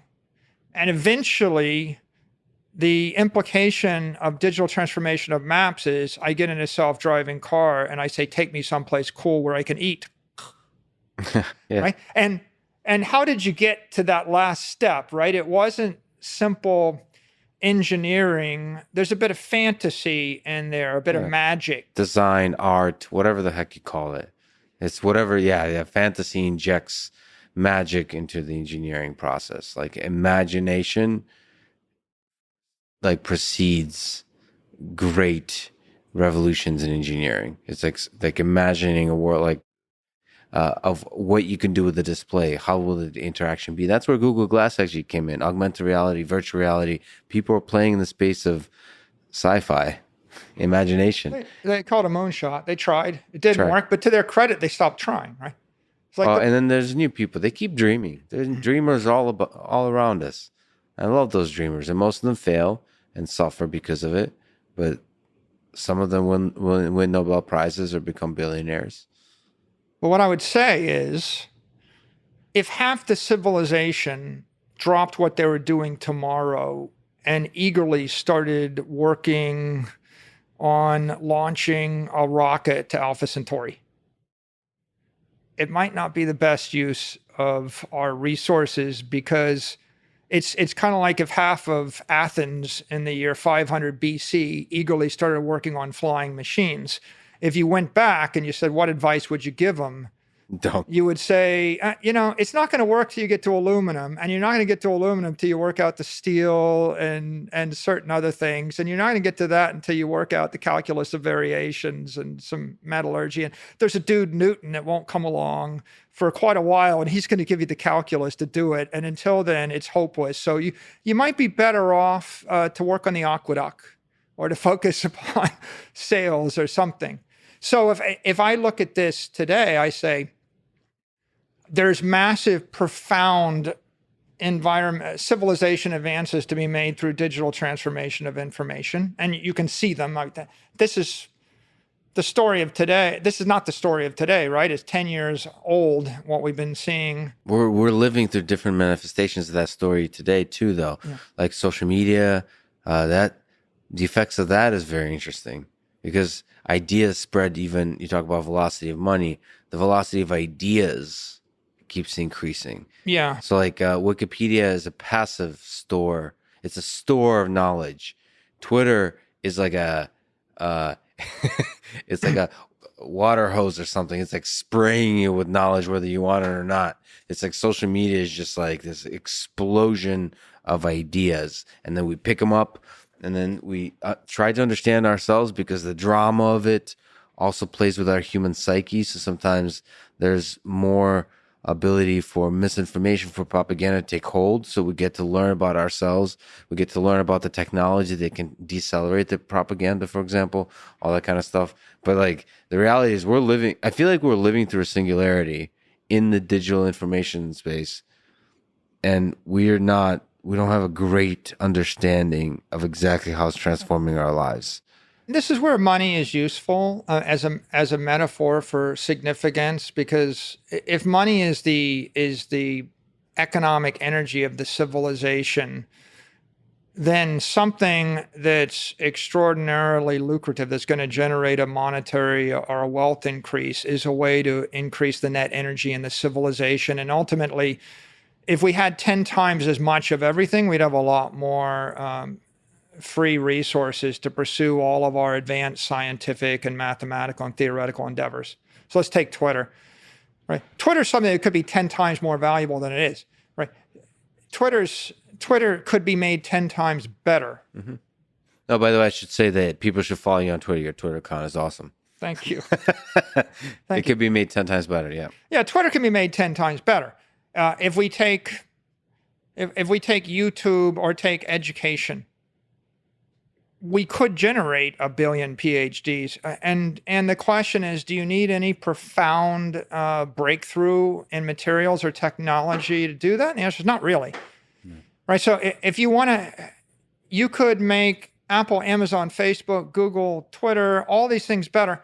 The United States government, if they took 1% of the money they spend on the Department of Education and they simply poured it into digital education and they gave degrees to people that actually met those requirements, they could provide 100x as much education for 1/100th of the cost, and they could do it with no new technology. That's a marketing and political challenge. So I don't think every objective is equally practical. And I think the benefit of being an engineer or thinking about practical achievements is when the government pursues an impractical objective, or when anybody, an entrepreneur, not so bad with an entrepreneur because they don't have that much money to waste. When a government pursues an impractical objective, they squander trillions and trillions of dollars and achieve nothing. Whereas if they pursue a practical objective, or if they simply get out of the way and do nothing, and they allow the free market to pursue the practical objectives, then I think you can have profound impact on the human civilization. And if I look at the world we're in today, I think that there are multi-trillion, 10, 20, $50 trillion worth of opportunities in the digital information realm yet to be obtained. But there's hundreds of trillions of dollars of opportunities in the digital energy realm that not only are they not obtained, the majority of people don't even know what digital energy is. Most of them would reject the concept. They're not looking for it. They're not expecting to find it. It's inconceivable because it is a paradigm shift. But in fact, it's completely practical, right under our nose. It's staring at us, and it could make the entire civilization work dramatically better in every respect. So you mentioned in the digital world, digital information is 1, digital energy is 2, and the possible impact on the world and the set of opportunities available in the digital energy space is much greater. So how do you think about digital energy? What is it? So I'll start with Tesla. He had a very famous quote. He said, if you want to understand the universe, think in terms of energy, vibration, and frequency. And it gets you thinking about what is the universe. And of course, the universe is just all energy. And then what is matter?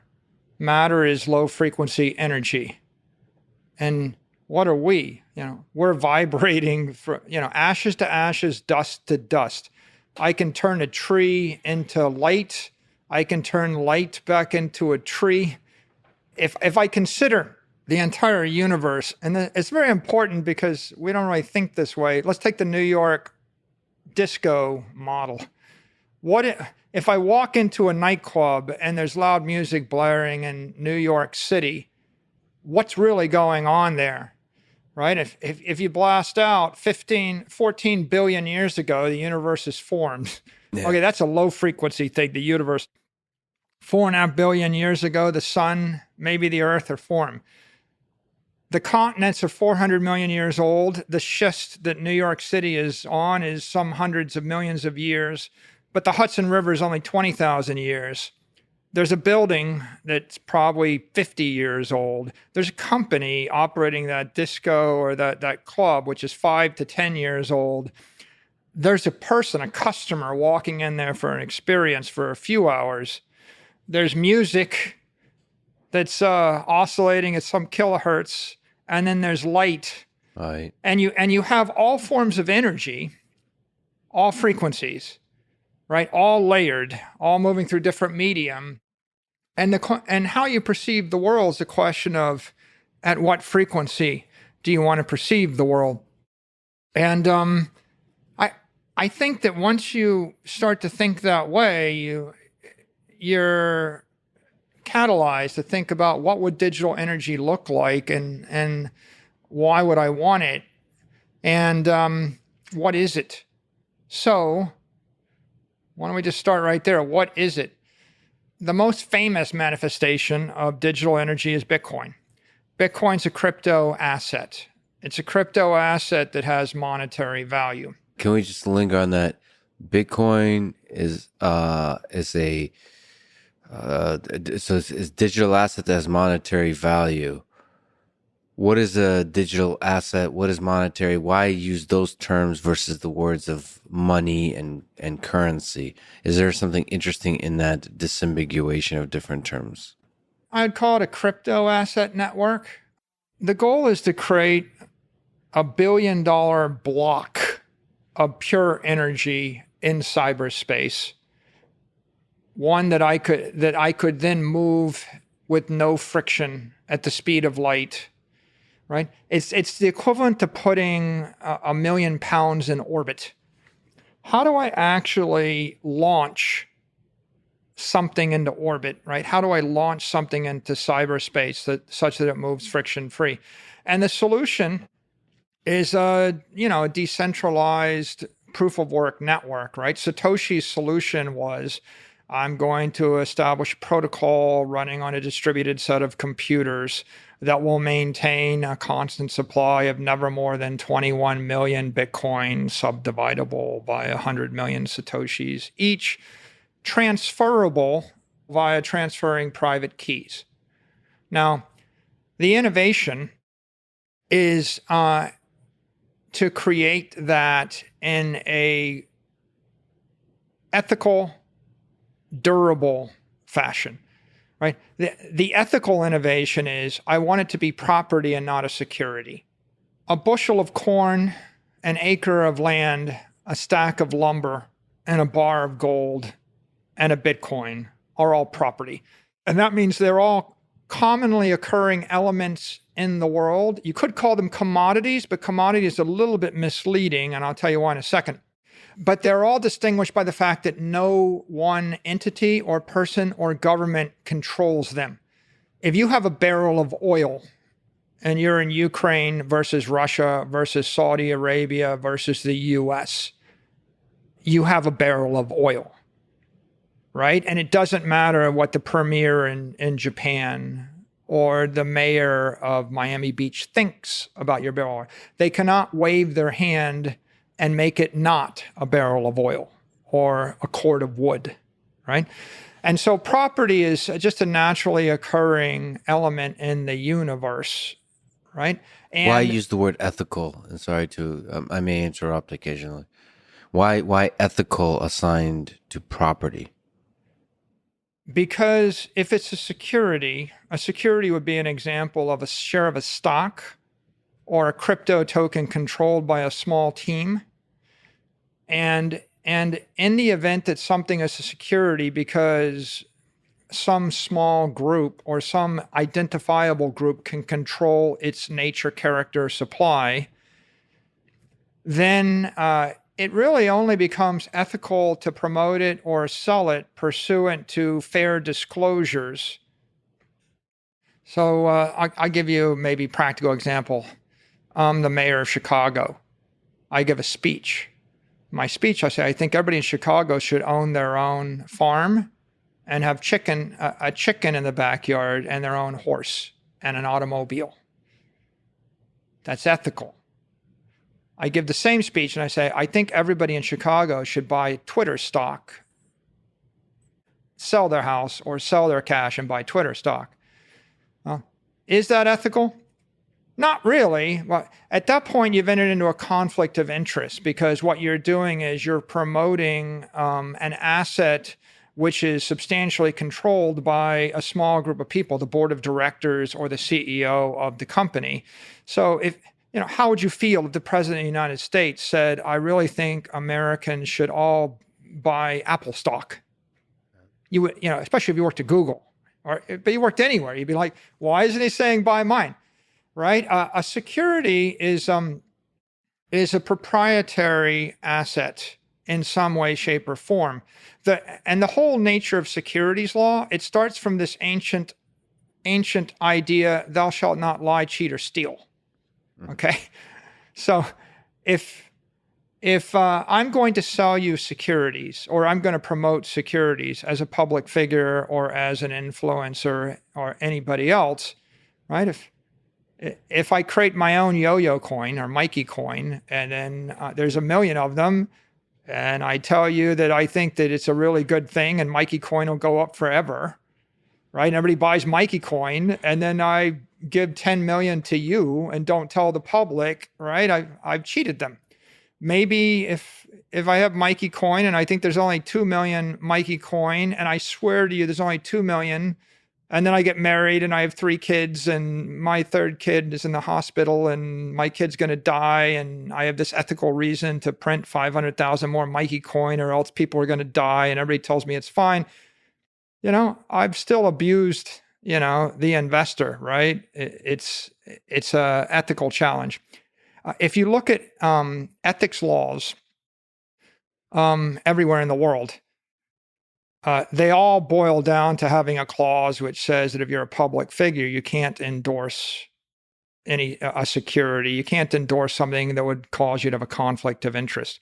So if you're a mayor, a governor, a country, a public figure, an influencer, and you want to promote or promulgate or support something using any public influence or funds or resources you may have, it needs to be property. It can't be security. So it goes beyond that, right? I mean, like, would the Chinese want to support an American company, right? As soon as you look at what's in the best interest of the human race, the civilization, you realize that if you want an ethical path forward, it needs to be based on common property, which is fair. And the way you get to a common property is through an open, permissionless protocol. If it's not open, right, if it's proprietary and I know what the code says and you don't know what the code says, that makes it a security. If it's permissioned, if you're not allowed on my network, or if you can be censored or booted off my network, that also makes it a security. Mm-hmm. So when I talk about property, I mean, the challenge here is, how do I create something that's equivalent to a barrel of oil in cyberspace? And that means it has to be a non-sovereign bearer instrument, open, permissionless, not censorable, right?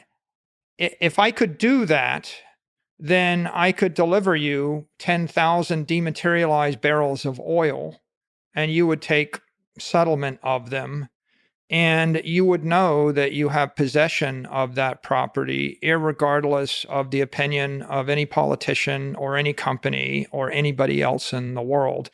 That's a really critical characteristic, and it actually is. It's probably one of the fundamental things that makes Bitcoin special. Bitcoin isn't just a crypto asset network. It's easy to create a crypto asset network. It's very hard to create an ethical crypto asset network, because you have to create one without any government or corporation or investor exercising undue influence to make it successful. So open, permissionless, non-censorable. So basically no way for you, without explicitly saying so, outsourcing control to somebody else. So it's a kind of, you have full control. Even with a barrel of oil, what's the difference between a barrel of oil and a Bitcoin to you? What is the, because you kind of mentioned that both are property. Is you mentioned Russia and China and so on. Is it the ability of the government to confiscate? In the end, governments can probably confiscate no matter what the asset is, but you want to lessen the effort involved. A barrel of oil is a bucket of physical property, liquid property, and a Bitcoin is a digital property. But it's easier to confiscate a barrel of oil. It's easier to confiscate things in the real world than things in cyberspace. Much easier. So that's not universally true. Some things in the digital space are actually easier to confiscate because just the nature of how things move easily with information, right? So I think in the Bitcoin world, what we would say is that Bitcoin is the most difficult property that the human race possesses or has yet invented to confiscate. And that's by virtue of the fact that you could take possession of it via your private keys. So, if you got your 12 seed phrases in your head, then that would be the highest form of property right, because I literally have to crack your head open and read your mind to take it. It doesn't mean I couldn't extract it from you under duress, but it means that it's harder than every other thing you might own. If you, in fact, it's exponentially harder. If you consider every other thing you might own, a car, a house, a share of stock, gold, diamonds, property rights, intellectual property rights, movie rights, music rights, anything imaginable, they would all be easier by orders and orders of magnitude to seize. So digital property in the form of a set of private keys is by far the apex property of the human race. In terms of ethics, I want to make one more point. It's like, I might say to you, Lex, I think Bitcoin is the best, most secure, most durable crypto asset network in the world. Is going to go up forever, and there's nothing better in the world. I might be right. I might be wrong. But the point is, because it's property, it's ethical for me to say that. If I were to turn around and say, Lex, I think the same about MicroStrategy stock, MSTR. That's a security. Okay. If I'm wrong about that, I have civil liability or other liability because I could go to a board meeting tomorrow and I could actually propose we issue 1 million more shares of MicroStrategy stock. Whereas the thing that makes Bitcoin ethical for me to even promote is the knowledge that I can't change it. If I knew that I could make it 42 million instead of 21 million, and I had the button back here, right? Then I have a different degree of ethical responsibility. Now, I could tell you your life will be better if you buy Bitcoin, and it might not. You might go buy Bitcoin, you might lose the keys and be bankrupt, and your life ends, and your life is not better because you bought Bitcoin, right? But it wouldn't be my ethical liability any more than if I were to say, Lex, I think you ought to get a farm. I think you should be a farmer. I think a chicken in every pot. You should get a horse. I think you'd be better. I mean, these are all, they're all opinions expressed about property, which may or may not be right, that you may or may not agree with. But in a legal sense, if we read the law, if we understand securities law, and I would say, most people in the crypto industry, they didn't take companies public. And so they're not really focused on the securities law. They don't even know the securities law. If you focus on the securities law, that would say you just can't legally sell this stuff to the general public or promote it without a full set of continuing disclosures signed off on by a regulator.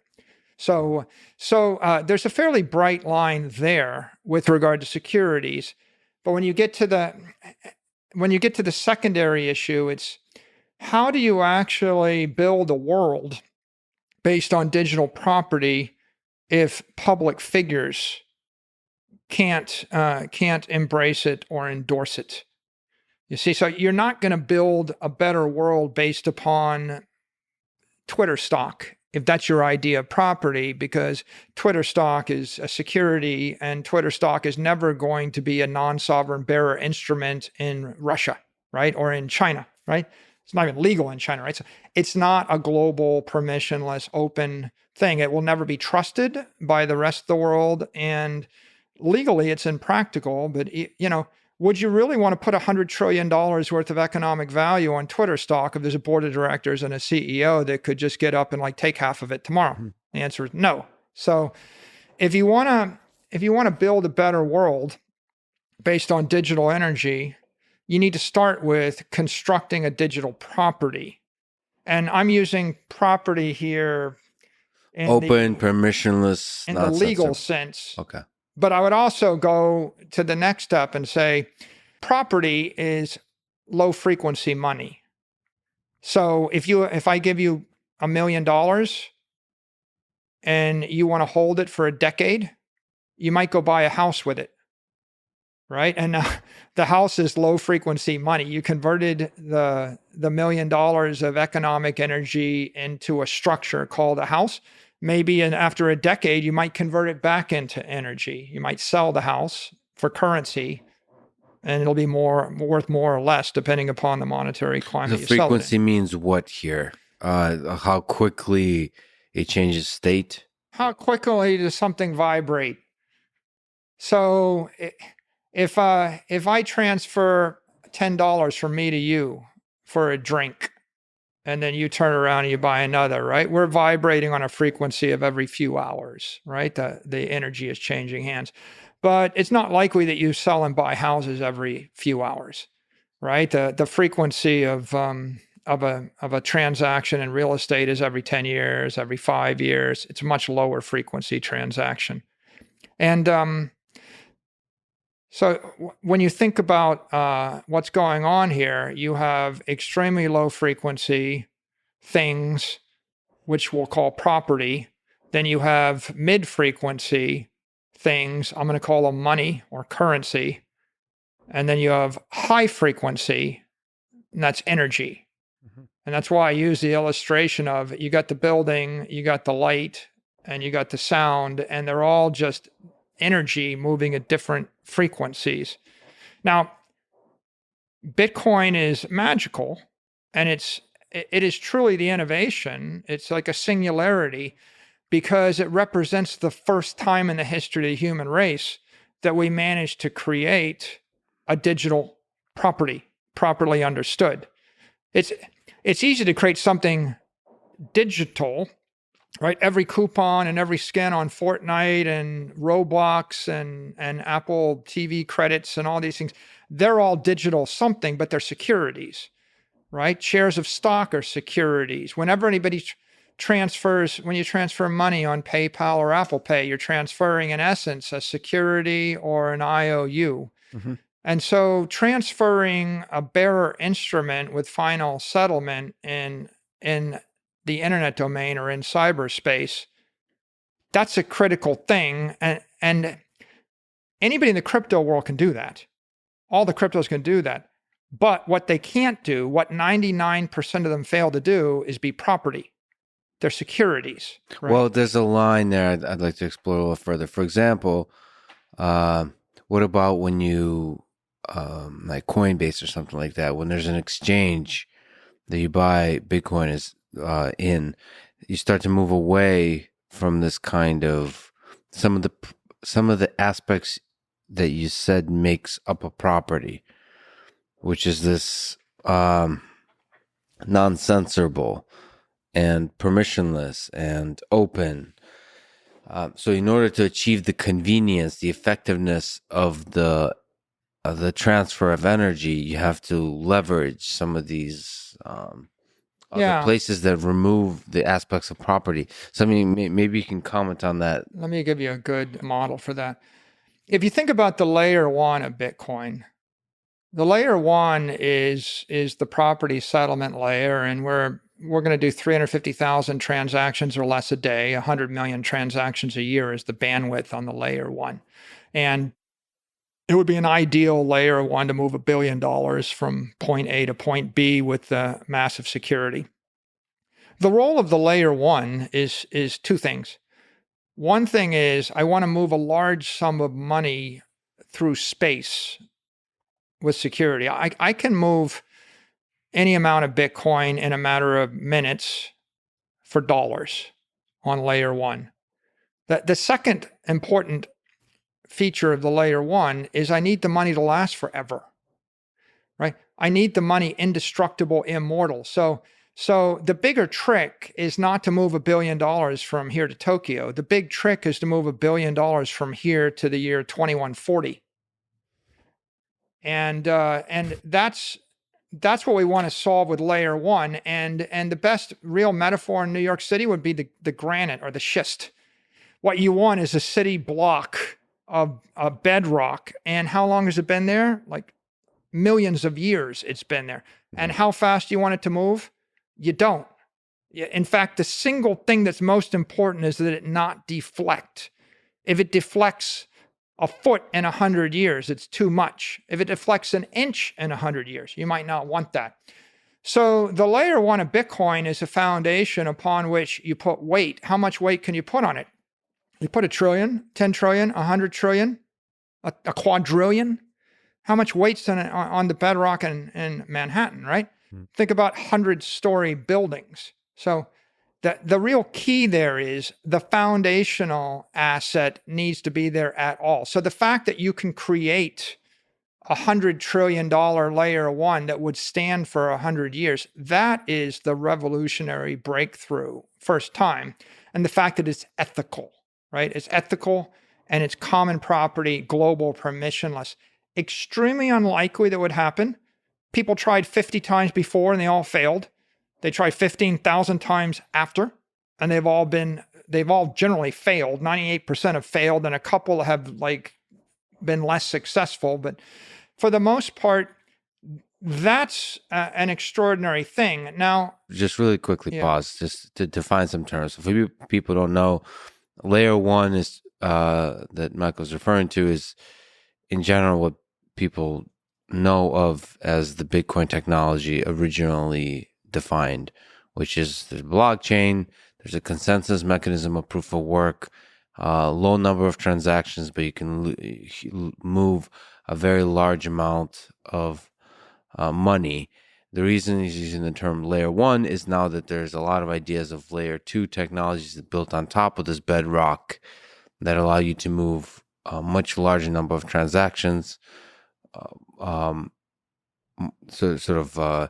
higher frequency. I don't know what terminology you want to use, but basically be able to use now something that is based on Bitcoin to then buy stuff, be a consumer, to transfer money, to use it as currency. Just to define some terms. Yeah. So the layer one is the foundation for the entire cyber economy. And we don't want it to move fast.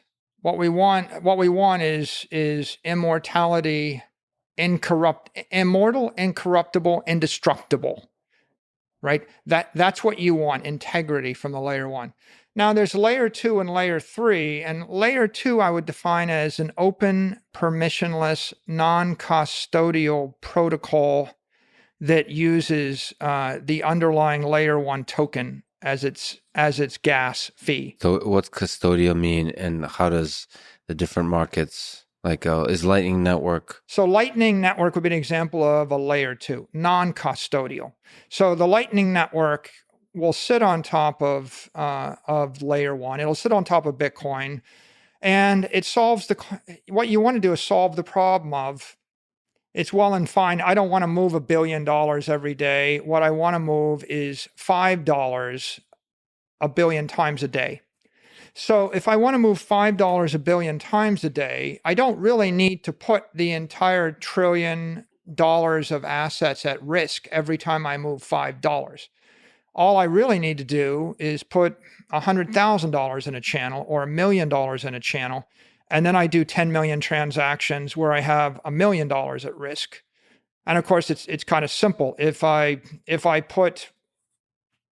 lower my security requirement by a factor of 1 million, I can probably move the stuff 1 million times faster, right? And that's how Lightning works. It's non-custodial because there's no corporation or custodian or counterparty you're trusting, right? There's the risk of moving through the channel, but Lightning is an example of how I go from 350,000 transactions a day to 350 million transactions a day. So on that layer 2, you could move the Bitcoin in seconds for fractions of pennies. Now, that's not the end all be all, because the truth is there are a lot of open protocols. Lightning probably won't be the only one. There's an open market competition of other permissionless open source protocols to do this work. And in theory, any other crypto network that was deemed to be property, deemed to be non-security, you could also think of as potentially a layer 2 to Bitcoin, right? There's a debate about are there any and what are they, and we could leave that for a later time. But why do you think of them as layer 2 as opposed to contending for layer 1? Yeah, actually, if they're using their own token, then they are a layer 1. If you create an open protocol that uses the Bitcoin token as the fee, then it becomes a layer 2. Okay. Right? Bitcoin itself, right, incentivizes its own transactions with its own token, and that's what makes it layer 1. Okay, what's layer 3 then? Layer 3 is a custodial layer. So if you want to move Bitcoin in milliseconds for free, you move it through Binance or Coinbase or Cash App. So this is a very straightforward thing. I mean, it seems pretty obvious when you think about it that there are going to be hundreds of thousands of layer 3s. There may be dozens of layer 2s. Lightning is A1, but it's not the only one. Anybody can invent something, right? And we can have this debate about custodial, non-custodial. Don't you think there's a monopolization possibilities at layer 3? So, you mentioned Binance, Coinbase. What if they start to dominate and basically everybody's using them, practically speaking, and then it becomes too costly to memorize the private key in your brain? I mean, or like a cold storage of layer 1 technology. The idealists fear the layer 3s because they think, and especially they would detest it a bit. There's almost like a layer 4, by the way, if you want to. A layer 4 would be, I've got Bitcoin on an application, but I can't withdraw it. So I've got an application that's backed by Bitcoin, but the Bitcoin is sealed. It's a proprietary example. And I'll give you an example of that. That would be like Grayscale. If I own a share of GBTC, and so I own a security, actually, you could own MSTR. If you own a security or you own a product that has Bitcoin embedded in it, you get the benefits of Bitcoin, but you don't have the ability to withdraw the asset. So you can have the security market at layer 4. Am I understanding this correctly? I don't know if I would say, not all securities are layer 4, but anything that's a proprietary product based upon with Bitcoin embedded in it, where you can't withdraw the Bitcoin, is another application of Bitcoin. So if you think about different ways you can use this, you can either stay completely on the layer 1 and use the base chain for your transactions, or you can limit yourself to layer 1 and layer 2 Lightning. And the purist would say we stay there, get your Bitcoin off the exchange. But you could also go to the layer 3. When Cash App supported Bitcoin, they made it very easy to buy it, and then they gave you the ability to withdraw. When PayPal, or I think Robinhood, let you buy it, they wouldn't let you withdraw it, and there was a big community uproar, and people want these layer 3s to make it possible to withdraw the Bitcoin so you can take it to your own private wallet and get it off the exchange. I think the answer to the question of, well, is corruption possible, is Corruption is possible in all human institutions and all governments everywhere. The difference between digital property and physical property is when you own a building in Los Angeles and the city politics turn against you, you can't move the building. Yeah. And when you own a share of a security that's like a US traded security and you wish to move to some other country, you can't take the security with you either. And when you own a bunch of gold and you try to get through the airport, they might not let you take it. So Bitcoin is advantageous versus all those because you actually do have the option to withdraw your asset from the exchange. And if you had Bitcoin with Fidelity and you had shares of stock with Fidelity, and if you had bonds and sovereign debt with Fidelity, and if you own some mutual funds and some other random limited partnerships with Fidelity, none of those things can be removed from the custodian. But the Bitcoin you can take off the exchange, you can remove from the custodian. So it's still possible. There's though. a deterrent. There's a deterrent Yes. that's an anti-corrupting element. And the phrase is an armed society is a polite society, right? Because you have the optionality to withdraw all your assets from the crypto exchange, you can enforce fairness. And at the point where you disagree with their policies, you can, within an hour, move your assets to another counterparty or take personal custody of those assets.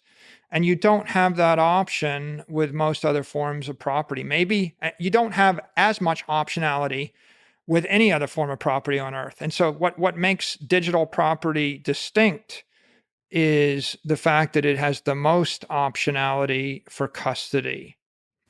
Now, coming back to this digital energy issue, the real key point is the energy moves in milliseconds for free on layer 3s. It moves in seconds or less than seconds on layer 2s. It moves in minutes on the layer 1. And I don't think it makes any sense to even think about trying to solve all three problems on the layer 1 because it's impossible to achieve the security and the incorruptibility and the immortality if you try to build that much speed and that functionality and performance. In fact, if you come back to the New York model, you really wanted a block of granite, a building, and a company. That's what makes the economy, right? If I said to you, you're going to build a building, but you can only have one company in it for the life of the building, it would be very fragile, like very brittle. What company 100 years ago is still relevant today? You want all three layers because they all oscillate at different frequencies. And there's a tendency to think, well, it's got to be this L1 or that L1. Not really. And sometimes people think, well, I don't really want any L3. But companies, it's not an either or. Companies are better than crypto asset networks at certain things. If you want complexity, you want to implement complexity, or you want to implement compliance or customer service, right? Companies do these things well, right? We know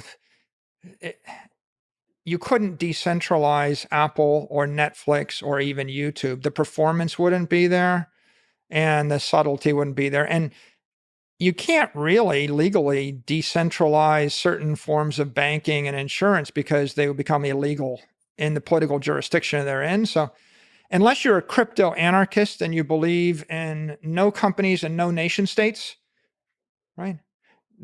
Which is just not very practical, not anytime soon. Once you allow that nation states will continue and companies have a role, then the layered architecture follows and the free market determines who wins. For example, there are layer 3s that let you acquire Bitcoin and withdraw Bitcoin. Mm-hmm. There are other applications that let you acquire it but not withdraw it, and they don't get the same market share, but they might give you some other advantage. There are certain layer 3s like Jack Dorsey's Cash App where they just incorporated Lightning, an implementation of it. So into Cash App. So that makes it advantageous versus an application that doesn't incorporate Lightning. If you think about the big picture is 8 billion people with mobile phones served by 100 million companies doing billions of transactions an hour. And the companies are settling with each other on the base layer in blocks of 80 million at a time. And then the companies are trading with the consumers, right? In proprietary layers like layer 3. And then on occasion, people are shuffling assets across custodians with Lightning layer 2 because you don't want to pay $5 to move $50. You want to pay a 20th of a penny to move $50. And so all of these things create efficiency in the economy. And Lex, if you want to consider how much efficiency, if you gave me $1 billion in 20 years, I couldn't find a way to trade with another company or a counterparty in Nigeria. Mm-hmm. Like no amount of money. You give me $10 billion. I couldn't do it because you get shut down at the banking level. You can't link up a bank in Nigeria with a bank in the US. You get shut down at this credit card level because they don't have the credit card, so they won't clear. You get shut down at the compliance FCPA level because you wouldn't be able to implement a system that interfaced with somebody else's system if it's not in the right political jurisdiction. On the other hand, 3 entrepreneurs in Nigeria on the weekend could create a website that would trade in this Lightning economy using open protocols without asking anybody's permission. So you're talking about something that's like 1 million times cheaper, less friction, and faster to do it if you want to get money to move. What do you think that looks like? So that now there's a war going on in Ukraine. There's other wars, Yemen, going on throughout the world. In this most difficult of states that a nation can be in, which is at war. Civil war or war with other nations. What's the role of Bitcoin in this context? I mean, Bitcoin's a universal trust protocol, right? A universal energy protocol, if you will. English is one. Okay. What I see is a bunch of fragmentation of applications. For example, the Russian payment app is not going to work in Ukraine. Right. The Ukraine payment app is not going to work in Russia. The U.S. payment apps won't work either of those places, as far as I know. So, and in Argentina, their payment app may not work in certain parts of Africa. So what you have is different local economies where people spin up their own applications compliant with their own local laws, or in war zones not compliant, but just spinning up. So how do you build something that's not compliant? What is the revolutionary act here when you don't agree with the government or what you want to free yourself from the constraints? So here's the thing. When a nation is really at war, especially if it's an authoritarian regime, it's going to try to control the lock everything down. Yeah. The spread of information. How do you break through that? Do you do the thing that you mentioned, which is you have to build another app essentially that allows you the flow of money outside the legal constraints placed on you by the government? So basically break the law. Is that metaphorically speaking, if you want to break out of the constraints of your culture, you learn to speak English. For example, it's not illegal to speak English, and even if it is, right, doesn't matter. But English works everywhere in the world if you can speak it, and then you can tap into a global commerce and intelligence network.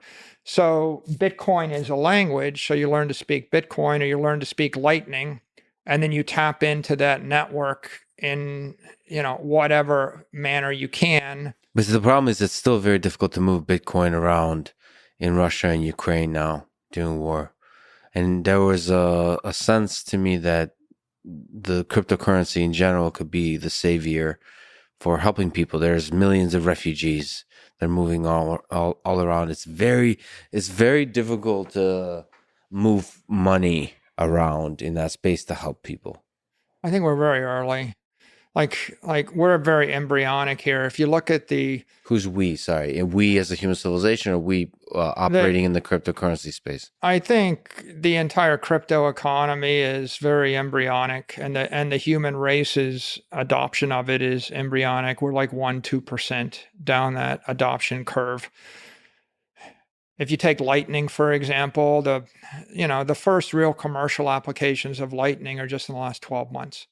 Yeah. So we're like year one. We might be approaching year two of commercial Lightning adoption. And if you look at Lightning adoption, Lightning's not built into Coinbase. It's not built into Binance. It's not built into FTX. Cash App just implemented the first implementation, but not all the features are built into it. There's a dozen Lightning wallets circulating out there. So I think that, we're probably going to be 36 months of software development at the point that every Android phone and every iPhone has a Bitcoin wallet or a crypto wallet in it of sorts. That's a big deal. If Apple embraced Lightning, that's a big deal. So the adoption is the thing. Like in a war zone adoption, the people who struggle the most in war are people who weren't doing that great before the war started. They don't have the technological sophistication. The hackers and all those kinds of people will find a way. It's just regular people who are just struggling to make day-by-day living. And so if the adoption permeates the entire culture, then you can start to move money around in the digital space. What if if you can psychoanalyze Jack Dorsey for a second? So he's one of the early adopters, or he's one of the people pushing the early adoption in this layer 3. So inside Cash App, what do you make of the man, of this decision as a business owner, as somebody playing in the space? Like why did he do it? And what does that mean for others at this scale that might be doing the same? So incorporating Lightning Network and incorporating Bitcoin into their products. I think he's been pretty clear about this. He feels that Bitcoin is an instrument of economic empowerment for billions of people that are unbanked and have no property rights in the world. If you want to give an incorruptible bank to 8 billion people on the planet, that's the same as asking the question, how do you give a full education through PhD to 8 billion people on the planet? And the answer is a digital version of the 20th century thing running on a mobile phone. Mm-hmm. And Bitcoin is a bank in cyberspace. It's run by incorruptible software, and it's for everybody on Earth. So I think when Jack looks at it, he's very sensitive to the plight of everybody in Africa. If you look at Africans, right, like you're going to give them banks. You're not going to put a bank branch on every corner. That's an obscene waste of energy. Mm-hmm. You're not going to run copper wires across the continent. That's an obscene waste of energy. You're not going to give them gold and, so how are you going to provide people with a decent life? The metaphor I think is relevant here. The biological metaphor, Lex, is type 1 diabetic. If you're a type 1 diabetic, you can't form fat. And if you can't form fat, then you can't store excess energy. So that means that, fat is the ultimate organic battery. And if you've got 30 pounds of it, you can go 60 days without eating. But if you can't generate insulin, you can't form fat cells. And if you can't form fat cells and store energy, then you can eat yourself to death. You will eat and you will die. You'll starve to death. So the lack of property rights is like being a type 1 diabetic. And so if you look at most people everywhere in the world, they don't have property rights, they don't have effective bank, and their currency is broken. Like what are the two things that in theory would serve as the equivalent of an organic battery or an economic battery to civilization? It would be, I have a currency which holds its value and I can store it in a bank. So a risk-free currency derivative. I pay you your money, you take your life savings, you put it in the bank, you save up for your retirement, you'll live happily ever after. That's the American dream, right? That's the idyllic situation. The real situation is there are no banks. You can't get a bank account.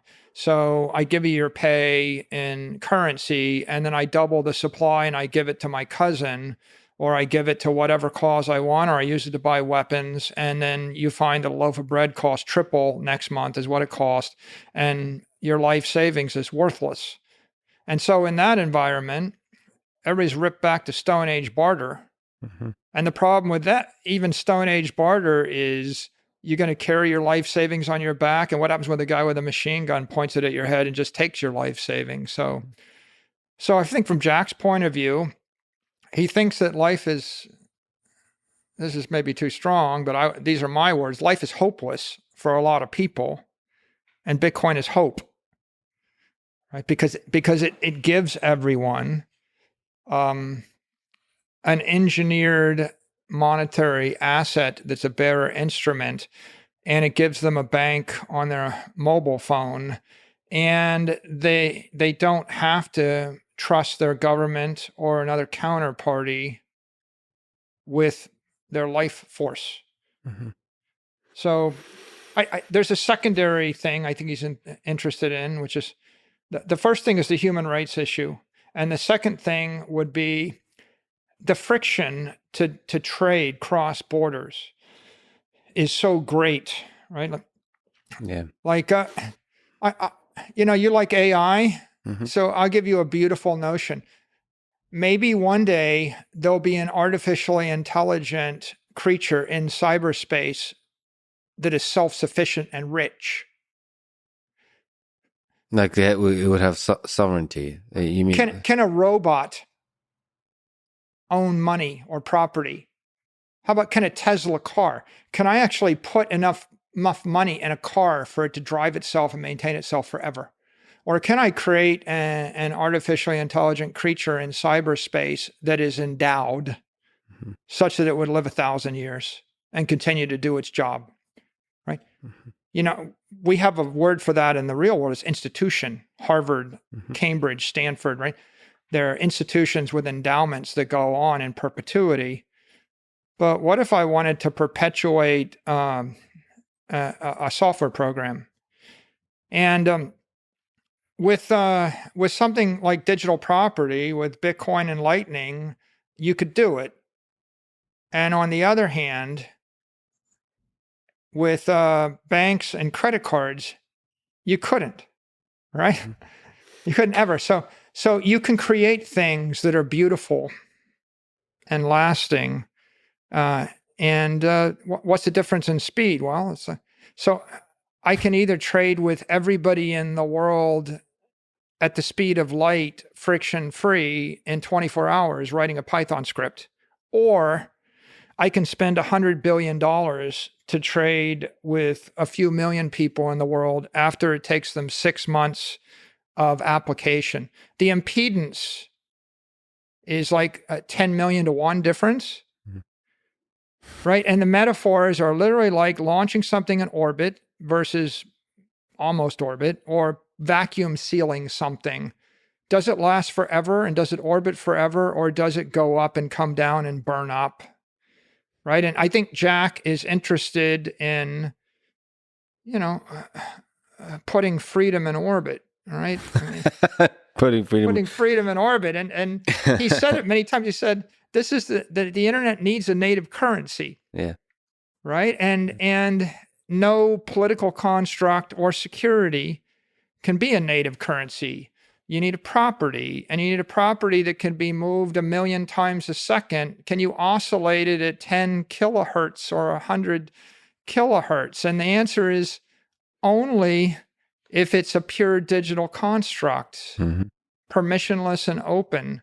And so I think he's enthusiastic as the technologist, and he's enthusiastic as the humanitarian.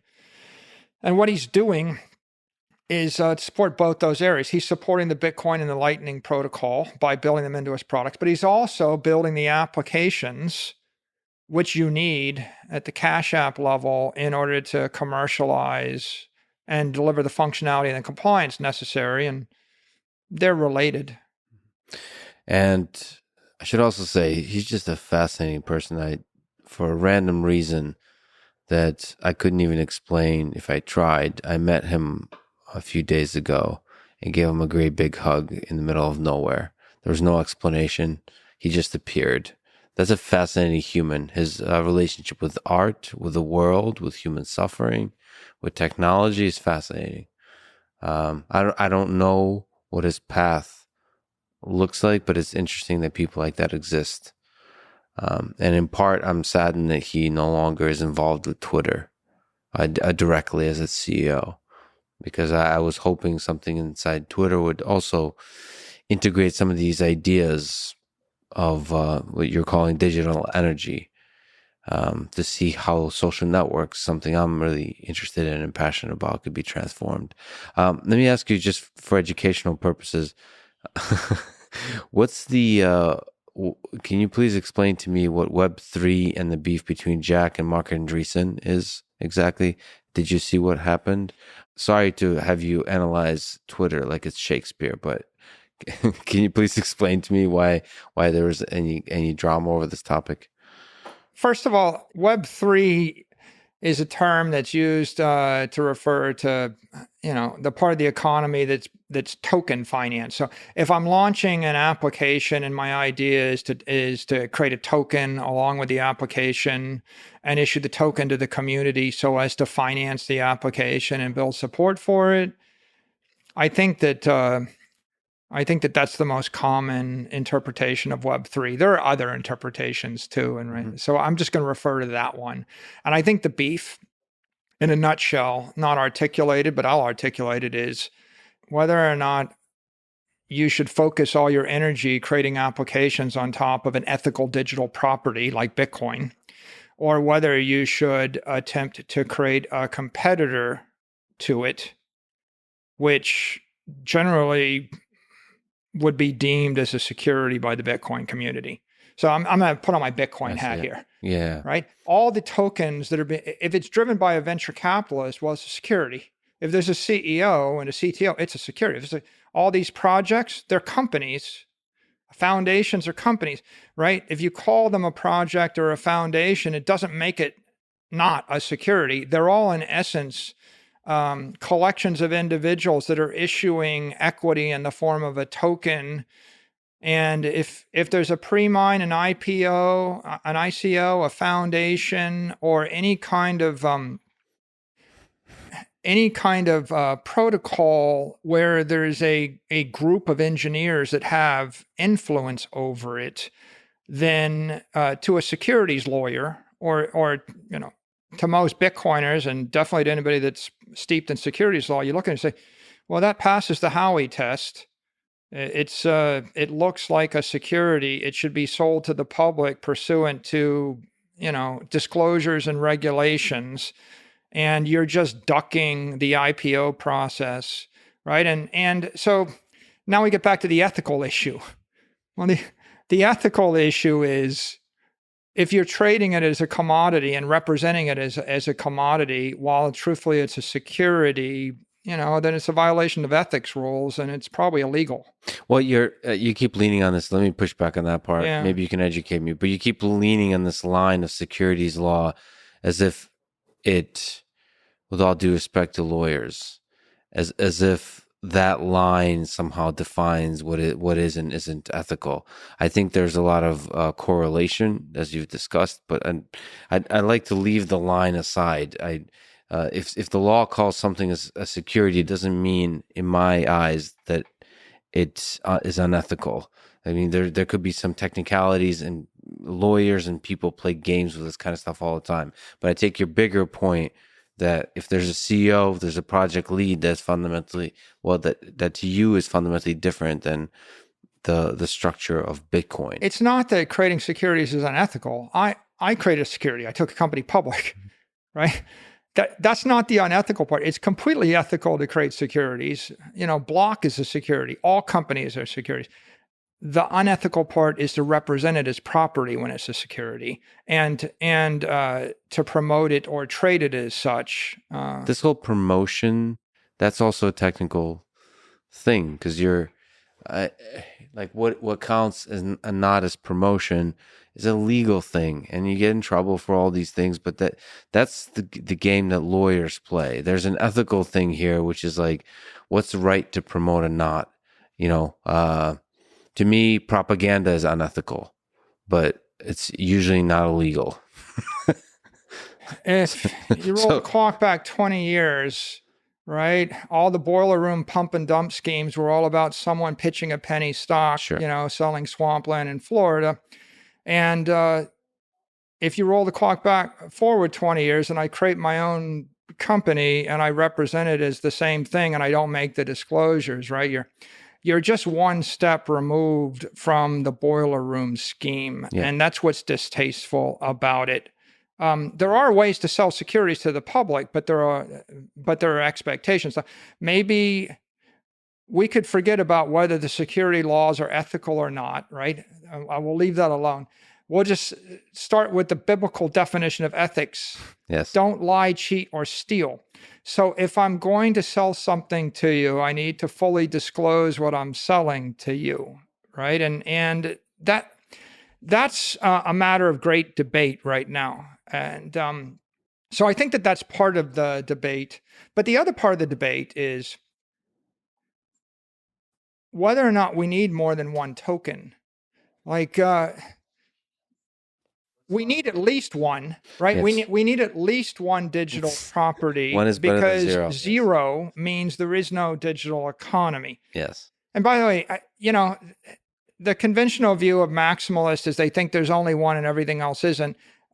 That's not the point I'm going to make. I would say we know there is at least one digital property, and that is Bitcoin. If you can create a truly decentralized, non-custodial, bearer instrument that is not under the control of any organization, that is fairly distributed, then you might create another or multiple, and there may be others out there. But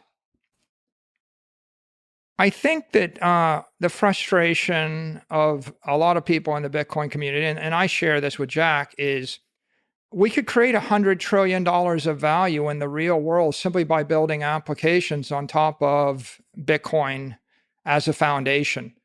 And so continually trying to reinvent the wheel and create competitive things is a massive waste of time, and it's diversion of human creativity. It's like we have an ethical good thing, yeah, and now we're going to try to create a third or a fourth one. Why? Well, let's talk about it. So, first of all, I'm with you, but let me ask you this interesting question, because we talked about properties and securities. Let's talk about conflict of interest. So you said you could advertise public. You have a popular Twitter account. It's hilarious and insightful. You do promote Bitcoin, in a sense. I don't know if you would say that, but do you think there's a conflict of interest in anyone who owns Bitcoin promoting Bitcoin? Is it the same as you promoting the farming? I would say no. There's an interest. I think that you can promote a property or an idea to the extent that you don't control it. I think that the point at which you start to have a conflict of interest is when you're promoting a proprietary product or a proprietary security. A security in general is a proprietary asset. So, for example, if you look at my Twitter, you will find that I make lots of statements about Bitcoin. You won't ever see me making a statement that, say, MicroStrategy stock will go up forever. Right? I'm not promoting a security MSTR, because at the end of the day, MSTR is a security. It is proprietary. I have proprietary interest in it. I have a disproportionate amount of control and influence on the direction. The control is the problem. The control is the problem, because you have interest in both. you can if Bitcoin is as successful as we're talking about, you are very possibly can become the richest human on earth, given how much you own in Bitcoin, right? The wealthiest, not the richest. I don't know what those words mean. I would benefit economically. You would benefit economically. That's true. So the reason that's not conflict of interest is because the word property, that Bitcoin is an idea and it's because Bitcoin I is don't open. own it. I don't control it. In essence, the ethical line here is, could I print myself 10 million more Bitcoin or not? Right? Can anyone, right? It's not just you, it's can anyone. Because can you promote somebody else's? Yes, I guess you can. Like can you promote Apple when you have no stake? You could have a Twitter account where you promote oil, or you promote camping, or you promote family values, or promote, a carnivore diet, or promote the Iron Man, right? But you're not going to get wealthier if you promote camping, because you can't own a stake in. I mean, you own a lot of Bitcoin. What is that? Don't you own the stake in the idea of Bitcoin? I would grant you that. But the lack of control is the fundamental ethical line that you don't have. All you are is you're a fan of the idea. You believe in the idea and the power of the idea. Yeah, I think you can't take that idea away from others. Let's come back to, let me give you some maybe easier examples. If you were the head of the Marine Corps, right? And someone came to you and said, I created Marine Coin. And the twist on Marine Coin is I want you to tell every Marine that they'll get an extra Marine Coin, when they get their next stripe. Mm-hmm. And then I'm going to give you, and I'm going to let you buy Marine Coin now. And then after you buy Marine Coin, I want you to promote it to them, right? At some point, if you start to have a disproportionate influence on it, or if you're in a conversation with people with disproportionate influence, it becomes conflict of interest. And it would make you profoundly uncomfortable, I think. Yeah. If the head of the Marine Corps started promoting anything that looked like a security. Now, if the head of the Marine Corps started promoting canoeing, you might think he's kind of wacky, like that's kind of a waste of time and a distraction. So, but to the extent that canoeing is not a security, not a problem unless ultimately the issue of decentralization is really a critical. So not having a head one. So is it something? Can Bitcoin be replicated? So all the things that you're saying that make it a property, can that be replicated? I think it's possible to create other crypto properties. Does the having a head of a project a thing that limits its ability to be a property if you try to replicate a project? Is that the fundamental flaw? I think the real fundamental issue is you just never want it to change.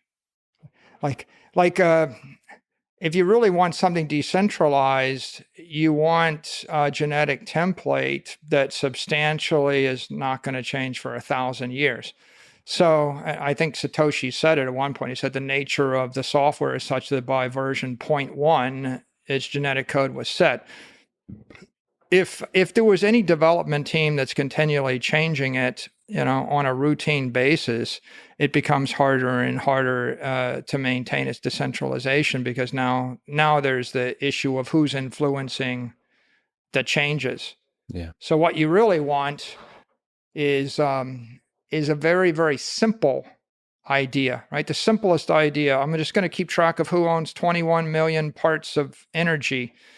And when someone proposes big functional upgrades, you don't really want that development to go on the base layer. You want that development to go on the layer 3s, because now Cash App has a proprietary set of functionality and it's a security. And if you're going to promote the use of this thing, you're not going to promote the layer 3 security because that's an edge to a given entity and you're trusting the counterparty, you're going to promote the layer 1 or at most the layer 2. Okay, so one of the fascinating things about Bitcoin, and sorry to romanticize certain notions, but Satoshi Nakamoto, that the founder is anonymous. Maybe you can speak to whether that's useful, but also I just like the psychology of that, to imagine that there's a human being that was able to create something special and walk away. So first, are you Satoshi Nakamoto? I'm certain I'm not. um, No, I think the provenance is really important. And if I were to look at the highlighted points, I think having a founder that was anonymous or pseudonymous is important. I think the founder disappearing is also important. I think that the fact that the Satoshi coins never moved is also important. I think the lack of an initial coin offering is also important. I think the lack of a corporate sponsor is important. I think the fact that it traded for 15 months with no commercial value was also important. I think that the simplicity of the protocol is very important. And I think that the outcome of the block size wars is very important. And all of those things add up to common property. They're all indicators of a digital property as opposed to security. If there was a Satoshi sitting on top of $50 billion worth of Bitcoin, I don't think it would cripple Bitcoin as property, but I think it would undermine its digital property. And if I wanted to undermine a crypto asset network, I would do the opposite of all those things. I would launch one myself. I would sell 25% or 50% to the general public. I would keep some of the initial, I would pre-mine some stuff or early mine it, and I would keep an influence on it. Those are all the opposite of what you would do in order to create common property. And so I see the entire story as Satoshi giving a gift of digital property to the human race and disappearing. do you think it was one person? Do you have ideas of who it could be? I don't care to speculate. Okay. But do you think it was one person? I think it was one person. Maybe in conjunction with a bunch of others. I mean, it might have been a group of people that were working together, but certainly there's a Satoshi account. I mean, it's just so fascinating to me that one person could be so brave and thoughtful. Or do you think a lot of it is accident, like the block size wars, the decision to make a block a certain size? All the things you mentioned led up to the characteristics that make Bitcoin property. Do you think that's an accident, or it was deeply thought through? Like, this is almost like a history of science question. People tried it they tried 40 of them, right? I mean, I think there's a history of attempting to create something like this, and it was tried many, many times, and they failed for different reasons. And I think that it's like Prometheus tried to start a fire 47 times, and maybe the 48th time it sparked. And that's how I see this. This is the first one that sparked, and it sets a roadmap for us. And I think, if you're looking for any one word that characterizes, it's fair, right? The whole point of the network is it's a fair launch, a fair distribution. Like, yeah, I have Bitcoin, but I bought it. In fact, at this point, we've paid $4 billion of real cash to buy it. If I was sitting on the same position and I had it for free, then there's always this question of, did I pay, or I bought it for a nickel a coin or a penny a coin. The question is, was it fair? And that's a very hard question to answer, right? Did you acquire the Bitcoin that you own fairly? And if you roll the clock back, you could have bought it for a nickel or a dime, but that was when it was a million times more likely to fail. Mm-hmm. Right? When the risk was greater, the cost was lower. And then over time, the risk became lower and the cost became greater. And the real critical thing was to allow the marketplace, absent any powerful interested actor, right? It's almost like if Satoshi had held 1 million coins and then stayed engaged for 10 more years, tweaking things in the background, there'd still be that question. But what we've got is really a beautiful thing. We've got a chain reaction in cyberspace, or an ideology spreading virally in the world that that has seasoned in a fair, ethical fashion. Sometimes it's a very violent, brutal fashion with all the volatility, right? And there's been a lot of sound and fury along the way. How do you psychoanalyze? How do you deal from a financial, from a human perspective with the volatility? You mentioned you could have gotten it for a nickel and the risk was great. Where's the risk today? What's your sense? We're 13 years into this entire activity. I think the risk has never been lower. If you look at all the risks, right? The risks in the early years is the engineering protocol proper? Like 1 megabyte block size, 10-minute clock frequency, cryptography is first, will it be hacked or will it crash? 730,000 blocks and it hasn't crashed. Will it be hacked? Hasn't been hacked. But, it's a Lindy thing, right? You wait 13 years to see if it'll be hacked.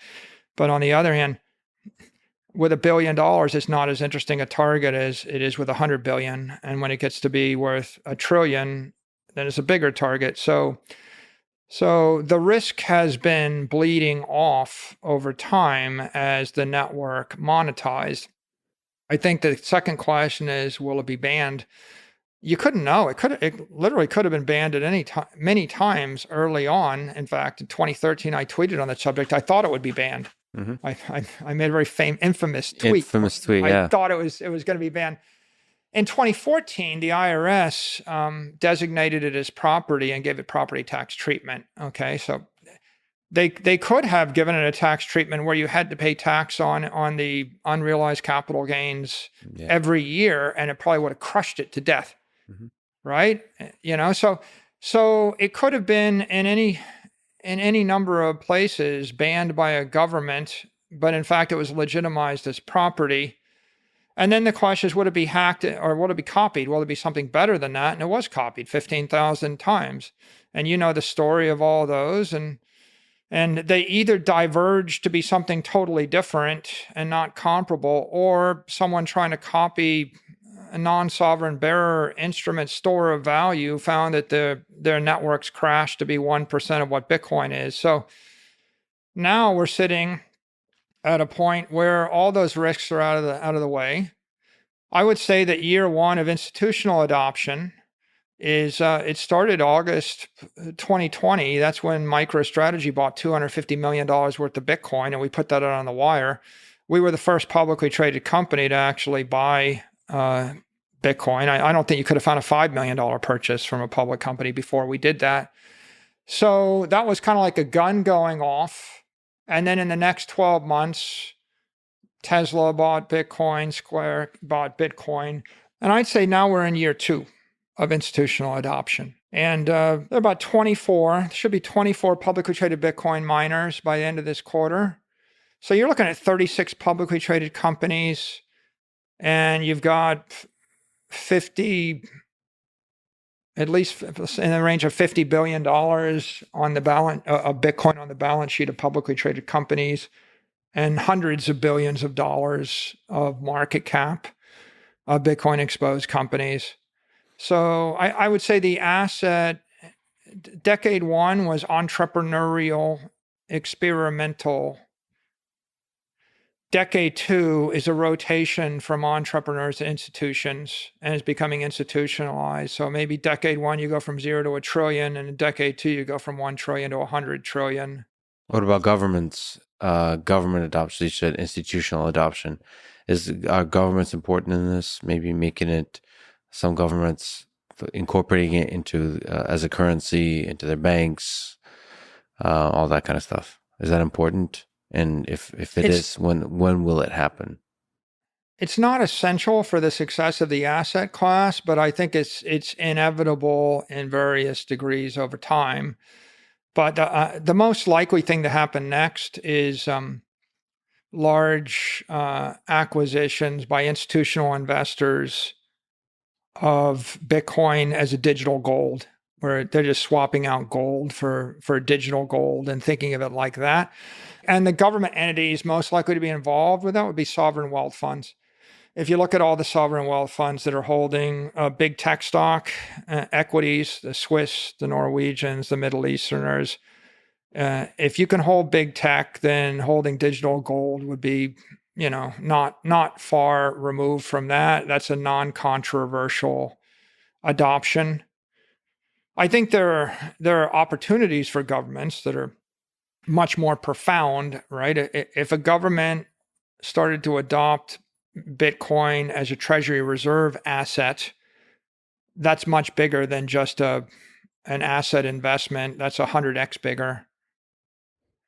And you could imagine that's like $1 trillion opportunity. Like any government that wanted to adopt it as a treasury reserve asset would probably generate trillions of dollars, $1 trillion or more of value.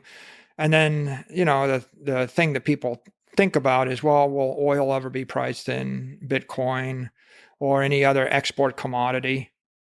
I think there's like $1.8 trillion or more of export commodities in the world, and right now they're all priced in dollars.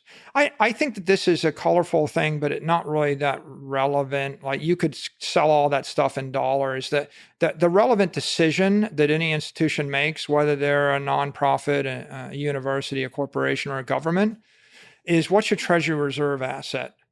And if your treasury reserve asset is the peso, and if the peso is losing 20% or 30% of its value a year, then your balance sheet is collapsing within 5 years. And if the treasury reserve asset is dollars and currency derivatives and U.S. treasuries, then you're getting your 7. Right now, it's probably 15% or more monetary inflation. We're running double the historic average. You could argue triple, somewhere between double and triple, depending upon what your metric is. So, do I think it'll happen? I think that they're conservative, but they have to be shocked. And I think there is a shock. The late Russian sanctions are a big shock. That when the West sees $300 billion worth of Russian gold and currency derivatives, I think you got the famous quote by Putin that, we have to rethink our treasury strategies, and that pushes everybody toward a commodity strategy. What commodities do I want to hold? I think that's got a lot of people thinking. I think it's got the Chinese thinking.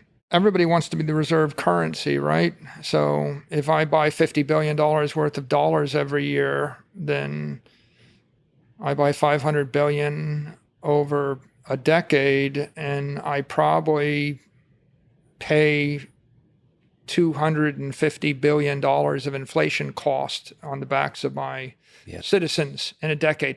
So inflation could be one of the sources of shock. And you wonder if there is a switch to Bitcoin, whether it will be a bang or a whimper. Like, what is the nature of the shock, of the transition? I think that the year 2022 is pretty catalytic for digital assets in general and for Bitcoin in particular. The Canadian trucker crisis, I think, educated hundreds of millions of people and made them start questioning their property rights and their banks. I think the Ukraine war was a second shock, but I think that the Russian sanctions was a third shock. Yeah. I think all three of them, and I think hyperinflation in the rest of the world is a fourth shock, and then persistent inflation in the U.S. is a fifth shock. So I think it's a perfect storm. And if you put all these events together, what do they signify? They signify the rational conclusion for any person thinking about this is, I'm not sure if I can trust my property. I don't know if I have property rights. I don't know if I can trust the bank. And if I'm politically at odds with the leader of my own country, I'm going to lose my property. And if I'm politically at odds with the owner of another country, I'm still going to lose my property. And when push comes to shove, the banks will freeze my assets and seize them. And I think that that is playing out in front of everybody in the world, such that your logical response would be, I'm going to convert my weak currency to a strong currency. Like I'll convert my peso and lira to the dollar. I'm going to convert my weak property to strong property. I'm going to sell my building downtown Moscow, and I'd rather own a building in New York City. I'd rather own in a powerful nation than be stuck with a building in Nigeria or a building in Argentina or whatever. So I'm going to sell my weak properties to buy strong properties. I'm going to convert my physical assets to digital assets. I'd rather own a digital building than own a physical building. Because if I had $1 billion building in Moscow, who can I rent that to? But if I have $1 billion digital building, I can rent it to anybody in any city in the world, anybody with money, and the maintenance cost is almost nothing, and I can hold it for 100 years. Okay, so it's an indestructible building. And then finally, I want to move from having my assets in a bank with a counterparty to self-custody assets, right? So, and this is not, it's not just Ukraine, but this is like the story in Turkey, Lebanon, Syria, Afghanistan, Iraq, South America. You don't really want to be sitting with $10 million in a bank in Istanbul. The bank's going to freeze your money, convert it to lira, devalue the lira, and then feed it back to you over 17 years, right? So self-custody assets would be layer one Bitcoin. Self-custody assets, it's like if I got my own hardware wallet and I've either got your highest form of self-custody would be Bitcoin on your own hardware wallet or Bitcoin in your own self-custody. And the other thing people think about is, how do I get crypto dollars like Tether, like some stable coin? Yeah. Like I'd rather, if you had a choice, would you rather have your money in a bank in a war zone in dollars, or have your money in a stable coin on your mobile phone in dollars? Right? I mean, you take the latter risk rather than the former risk. In a war zone, definitely, yeah. And you can see that happening. Like we've gone from 5 billion in stable coins to 200 billion in the last 24 months. Yeah. So I do think there's massive demand for crypto dollars in the form of a US dollar asset. And everybody in the world would say, yeah, I want that. Well, unless you're just an extreme patriot. But most people in the world would say, I want that. And then a lesser group of people would say, I think I want to be able to carry my property in the palm of my hand, so I have self-custody of it. So Bitcoin price has gone through quite a roller coaster. What do you think is the high point it's going to hit? I think it'll go forever, right? I mean, I think the Bitcoin is going to climb in a serpentine fashion. It's going to advance and come back, and it's going to keep climbing. I think that the volatility attracts all the capital into the marketplace. And so the volatility makes it the most interesting thing in the financial universe. It also generates massive yield and massive returns for traders. And that attracts capital. Like we're talking about the difference between 5% return and 500% return. Mm-hmm. So the fast money is attracted by the volatility. The volatility has been decreasing year by year by year. I think that it's stabilizing. I don't think we'll see as much volatility in the future as we have in the past. I think that if we look at Bitcoin and model it as digital gold, the market cap goes to between 10 and 20 trillion. But gold is defective property. Gold is dead money. You have $1 billion of gold that sits in a vault for a decade. It's very hard to mortgage the gold. It's also very hard to rent the gold. You can't loan the gold. No one's going to create a business with your gold. So gold doesn't generate much of a yield. So for that reason, most people wouldn't store $1 billion for a decade in gold. They would buy $1 billion of commercial real estate property. And the reason why is because I can rent it and generate a yield on it that's in excess of the maintenance cost. So if you consider digital property, that's $100 to $200 trillion addressable market. So I would think it goes from 10 trillion to 100 trillion as people start to think of it as digital property. What does that mean in terms of price per coin? At 500,000, right? That's a $10 trillion asset. At 5 million, that's a $100 trillion asset. So you think it crosses $1 million, it can go even higher? Yeah, I think it keeps going up forever. I mean, there's no reason it couldn't go to 10 million a coin, right? Because digital property isn't the highest form, right? Gold was that low frequency money. Property is a mid frequency money. But when I start to program it faster, it starts to look like digital energy, and then it doesn't just replace property. Then you're starting to replace bonds. Right? It's 100 trillion in bonds. There's 50 to 100 trillion in other currency derivatives, and these are all conventional use cases, right? I think that there's 350 trillion to 500 trillion dollars worth of currency derivatives in the world. Mm-hmm. And when I say that, I mean things that are valued based upon fiat cash flows. Any commercial real estate, any bond, any sovereign debt, any currency itself, any derivatives to those things, they're all derivatives, and they're all defective. And they're all defective because of this persistent 7 to 14% lapse, which we call inflation or monetary expansion. Can we switch subjects and talk about the energy side of it, like sure. the innovative piece?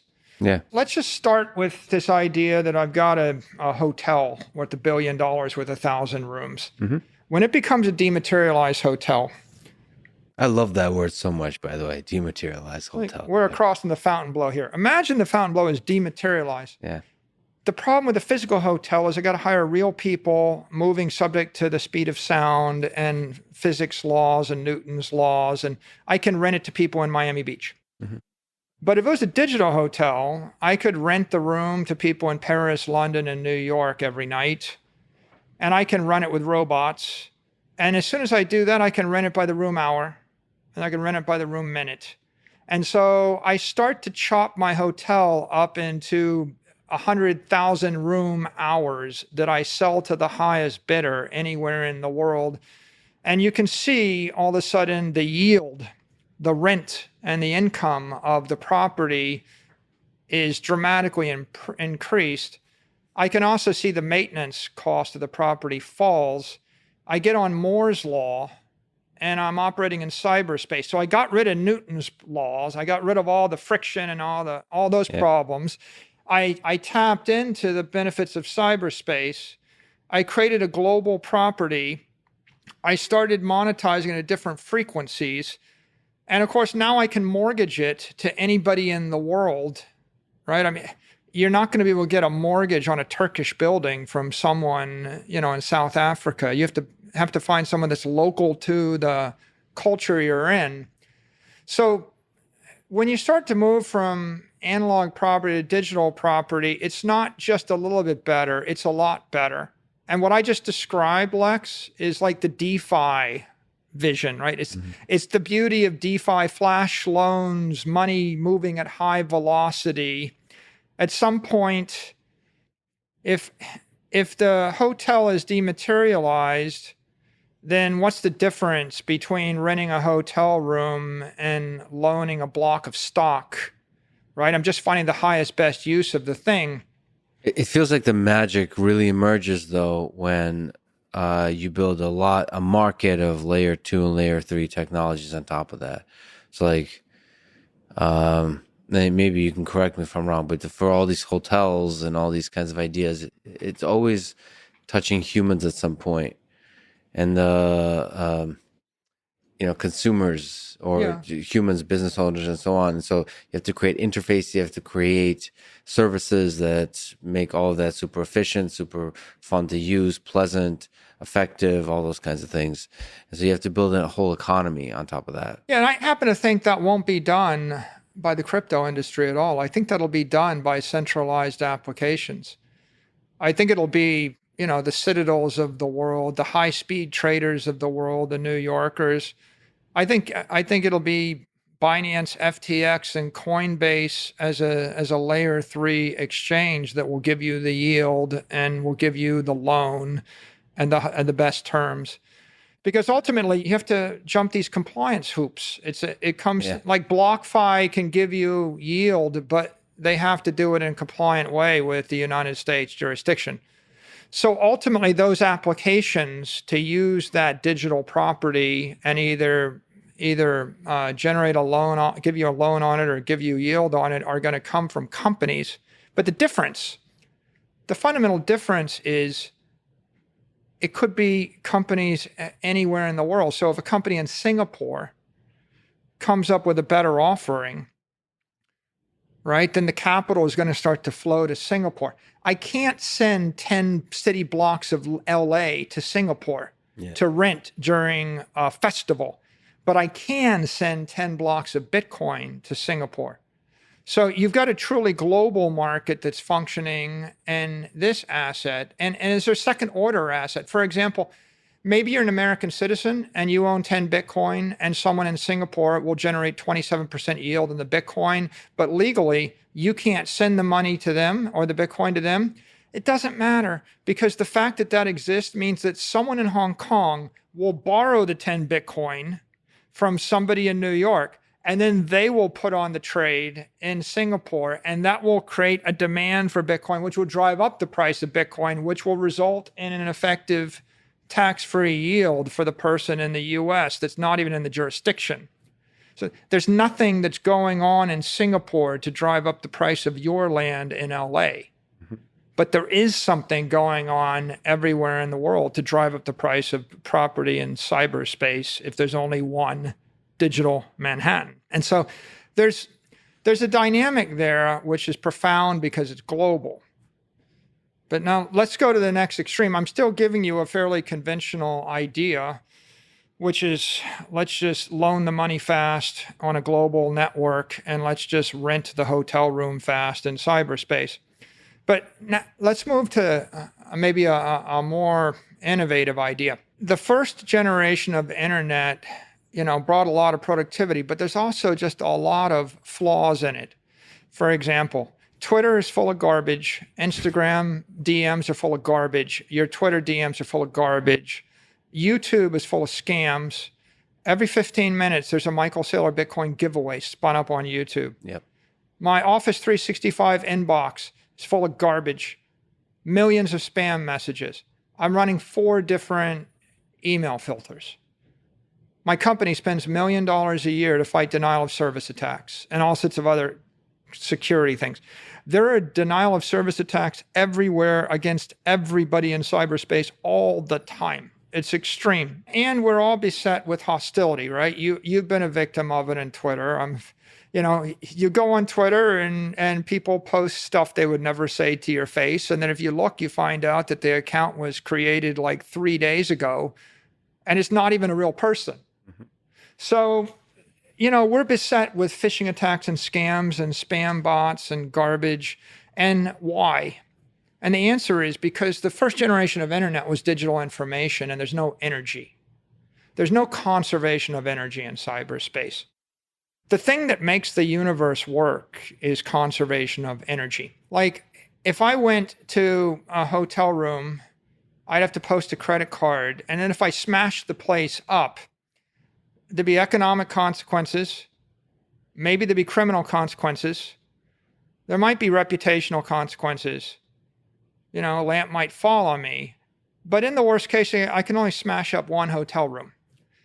Now imagine I could actually write a Python script to send myself to every hotel room in the world every minute, not post a credit card, and smash them all up anonymously.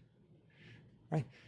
The thing that makes the universe work is friction, speed of sound, speed of light, and the fact that it's ultimately conservative. You're either energy or you're matter, but once you've used the energy, it's gone, and you can't do infinite everything. That's missing in cyberspace right now. And if you look at all of the moral hazards and all of the product defects that we have in all of these products, most of them, 99% of them, could be cured if we introduced conservation of energy into cyberspace. And that's what you can do with high-speed digital property, high-speed Bitcoin. And by high speed, I mean not 20 transactions a day, I mean 20,000 transactions a day. Mm-hmm. So how do you do that? Well, I let everybody on Twitter post 1,000 or 10,000 Satoshis via a Lightning wallet, a Lightning badge. Give me an orange check. If you put up $20 once in your life, you could give 300 million people an orange check. Right now, you don't have a blue check, Lex. You're a famous person. I don't know why you don't have a blue check. Have you ever applied for a blue check? No. There are 360,000 people on Twitter with a blue check. There are 300 million people on Twitter. Mm-hmm. So the conventional way to verify accounts is elitist, archaic. Yeah, how does it work? How do you get a blue check? I mean, you got to apply and wait 6 months, and you have to post, like 3 articles in the public mainstream media that illustrates you're a person of interest. Interesting. Generally, they would grant them to CEOs of public companies, or the whole idea is to verify that that you are who you are, who you say you are. Right. But the question is, why isn't everybody verified? Right. And there's a couple of threads on that. One is some people don't want to be doxxed; they want to be anonymous. Sure. But there are even anonymous people that should be verified. Right. Because otherwise, you're subjecting their entire following to phishing attacks and scams and hostility. But the other. What's the orange verification? So this idea, can you actually elaborate a little bit more? If you put up $20. Yeah, I think everybody on Twitter ought to be able to get an orange check if they could come up with like $10. And what is the power of that orange check? What does that verify exactly? You basically post a security deposit for your safe passage through cyberspace. So the way it would work is if you've got $10 once in your life, you can basically show that you're credit worthy. And that's your pledge to me that you're going to act responsibly. So you put the $10 or the $20 into the Lightning wallet, you get an orange check. Then Twitter just gives you a setting where I can say the only people that can DM me are orange checks. The only people that can post on my tweets are orange checks. So instead of locking out the public and just letting your followers, comment, you lock out all the unverified. And that means people that don't want to post $10 security deposit can't comment. Once you've done those two things, then you're in a position to monetize malice, right? Monetize motion or malice for that matter. But let's just say, for the sake of argument, you post something and 9,700 bots spin up, and pitch their whatever scam. Right now, you sit and you go report. And if you spend an hour, you get through half of them. You waste an hour of your life. They just spin up another 97 gazillion because they've got a Python script spinning it up. So it's hopeless. But on the other hand, if you report them and they really are a bot, Twitter's got a method to actually delete the account. They know that they're bots. The problem is not they don't know how to delete the account. The problem is there are no consequences when they delete the account. So if there are consequences, Twitter could they could just seize the $10 or seize the $20 because it's a bot. It's a malicious criminal act or whatever. It is a violation of the platform rules. You end up seizing $10,000, give half the money to the reporter and half the money to the Twitter platform. And it's a really powerful idea, but that's adding friction akin to the kind of friction you have in the physical world. You have consequences. You have real consequences. It's putting conservation of energy. Conservation of energy. There's no friction. There's no nothing on this earth, right? I mean, you can't walk across the room without friction, right? So friction is not bad, right? Unnecessary friction is bad. So in this particular case, you're introducing conservation of energy, and in essence, you're introducing the concept of consequence or truth into cyberspace. And that means if you do want to spin up 10 million fake Les Friedmans, right? It's going to cost you $100 million to spin up 10 million fake Lexes. But the thing is, you could do that with the dollar. But your case, you're saying that it's more tied to physical reality when you do that with Bitcoin. Yeah, well, let's follow up on that idea a bit more. If you did do it with the dollar, then the question is, how do 6 billion people deposit the dollars? Right? Because what you're doing is, could you do it with a credit card? Like, how do you send dollars? Well, you have to dox yourself. It's not easy. Sure. So you're talking about inputting a credit card transaction, doxing yourself, and now you've just eliminated the 2 billion people that don't have credit cards or don't have banks. You've also got a problem with everybody that wants to remain anonymous. But you've also got this other problem, which is credit cards are expensive transactions, low frequency, slow settlement.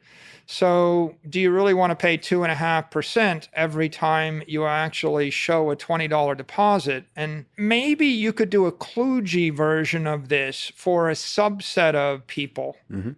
It's like it's 10% as good if you did it with conventional payment rails. But what you can't do is the next idea, which is I want the orange badge to be used to give me safe passage through cyberspace, tripping across every platform. So how do I solve the denial of service attacks against a website? I publish a website, you hit it with 1 million requests. Okay, now how do I deal with that? Well, I can lock you out and I can make it a zero trust website, and then you have to be coming at me through a trusted firewall or with a trusted credential, but that's a pretty draconian thing. Or I could put it behind a lightning wall. A lightning wall would be, I just challenge you, Lex. You want to browse my website, you have to show me your 100,000 Satoshis. Do you have 100,000 Satoshis? Click. Okay. Now you click away 100 times or 1,000 times. And after 1,000 times, I'm like, well, now, Lex, you're getting offensive. I'm going to take a Satoshi from you or 10 Satoshis, a microtransaction. You want to hit me 1 million times? I'm taking all your Satoshis and locking you out. What you want to do is you want to go through 200 websites a day. And what you want, every time you cross a domain, you need to be able to, in a split second, prove that you've got some asset. And now when you cross back, when you exit domain, you want to fetch your asset back. So how do I, in a friction-free fashion, browse through dozens or hundreds of websites, post a security deposit for safe passage, and then get it back? You couldn't afford to pay a credit card fee each time. When you think about 2.5% as a transaction fee, it means you trade the money 40 times and it's gone. Yeah. It's gone. Yeah. So you can't do this kind of hopping around through the internet with this kind of verification that grounds you to physical reality. It's a really, really interesting idea. Why hasn't that been done? I think you need two things. You need an idea like a digital asset like Bitcoin that's a bearer instrument for final settlement. And then you need a high-speed transaction network like Lightning, where the transaction cost might be 1/20th of a penny or less. And if you roll the clock back 24 months, I don't think you had the Lightning network in a stable point. It's really just the past 12 months. It's an idea you could think about this year. And I think you need to be aware of Bitcoin as something other than like a scary speculative asset. So I really think we're just the beginning. The embryonic stage. I have to ask, Michael Saylor, you said before, there's no second best to Bitcoin. What would be the second best? Traditionally, there's Ethereum with smart contracts, Cardano with proof of stake, Polkadot with interoperability between blockchains. Dogecoin has the incredible power of the meme. privacy with Monero. I just can keep going. There's of course, after the block size wars, the different offshoots of Bitcoin. I think if you decompose or segment the crypto market, you've got crypto property. Bitcoin is the king of that. And other Bitcoin forks that wanted to be a bearer instrument, store of value, right, would be a property, a Bitcoin Cash or a Litecoin, something like that. Then you've got cryptocurrencies. I don't think Bitcoin's a currency, because a currency I define in nation state sense. A currency is a digital asset that you can transfer as in a transaction without incurring a taxable obligation. So that means it has to be a stable dollar or a stable euro or a stable yen, a stable coin. Mm-hmm. So I think you've got cryptocurrencies, Tether, Circle, most famous. Then I think you've got crypto platforms, and Ethereum is the most famous of the crypto platforms, the platform upon which, with smart contract functionality, et cetera. And then I think you've got just crypto securities. It's just like my favorite whatever meme coin, and I love it because I love it, and it's attached to my game or my company or my persona or my whatever. I think if you pushed me and said, well, what's the second best? I would say the world wants two things. It wants crypto property as a savings account, and it wants cryptocurrency as a checking account. Mm-hmm. And that means that the most popular thing really is going to be a stablecoin dollar. Right. And there's maybe a fight right now, it might be Tether, right? But mm-hmm. A stable dollar, because I feel like the market opportunity, it's not clear that there'll be one that will win. The class of stable dollars is probably a $1 to $10 trillion market easily. Mm-hmm. I think that in the crypto platform space, Ethereum will compete with Solana and Binance Smart Chain and the like. Are there certain characteristics of any of them that kind of stand out to you? Don't you think the competition is based on a set of features? Also, so the set of features that a cryptocurrency provides, but also the community that it provides. Don't you think the community matters, and sort of the adoption, the dynamic of the adoption, both across the developers and the investors? If I'm looking at them, the first question is what's the regulatory risk? How likely is it to be deemed a property versus security? And the second is what's the competitive risk? And the third is what's the speed and the performance? And all those things, lead to the question of what's the security risk? How likely is it to crash and burn, and how stable or unstable is it? And then there's the marketing risk. I mean, there are different teams behind each of these things and communities behind them. I think that the big cloud looming over the crypto industry is regulatory treatment of cryptocurrencies and regulatory treatment of crypto securities and crypto platforms. And I think that won't be determined until the end of the first Biden administration. For example, there are people that would like only U.S. FDIC insured banks to issue cryptocurrencies. They want JP Morgan to issue a crypto dollar backed 1-to-1. But then in the U.S. right now, we have Circle and we have other companies that are licensed entities that are backed by cash and cash equivalents, but they're not FDIC insured banks. Mm-hmm. There's also a debate in Congress about whether state chartered banks should be able to issue these things. And then we have Tether and others that are outside of the U.S. jurisdiction. They're probably not backed by cash and cash equivalents. They're backed by stuff, and we don't know what stuff. And then finally, you have, UST and DAI, which are algorithmic stablecoins, right, that are even more innovative, further outside the compliance framework. So if you ask who's going to win, the question is really, I don't know, will the market decide or will the regulators decide? If the regulators get out of the way and the market fought out, well, then it's an interesting discussion. Yeah. And then I think that all bets are off if the regulators get more heavy-handed with this. And I think you could have the same discussion with crypto properties, like the DeFi exchanges and the crypto exchanges. The SEC would like to regulate the crypto exchanges. They like to regulate the DeFi exchanges. That means they may regulate the crypto platforms and at what rate and in what fashion. And so I think that I could give you an opinion if it was limited to competition under the current regulatory regime, but I think that the regulations are so fast moving and it's so uncertain that it you can't make a decision without considering the potential actions of the regulators. I hope the regulators get out of the way. Can you steel me on the case that Dogecoin is, I guess, the second best cryptocurrency, or if you don't consider Bitcoin a cryptocurrency, but instead a crypto property?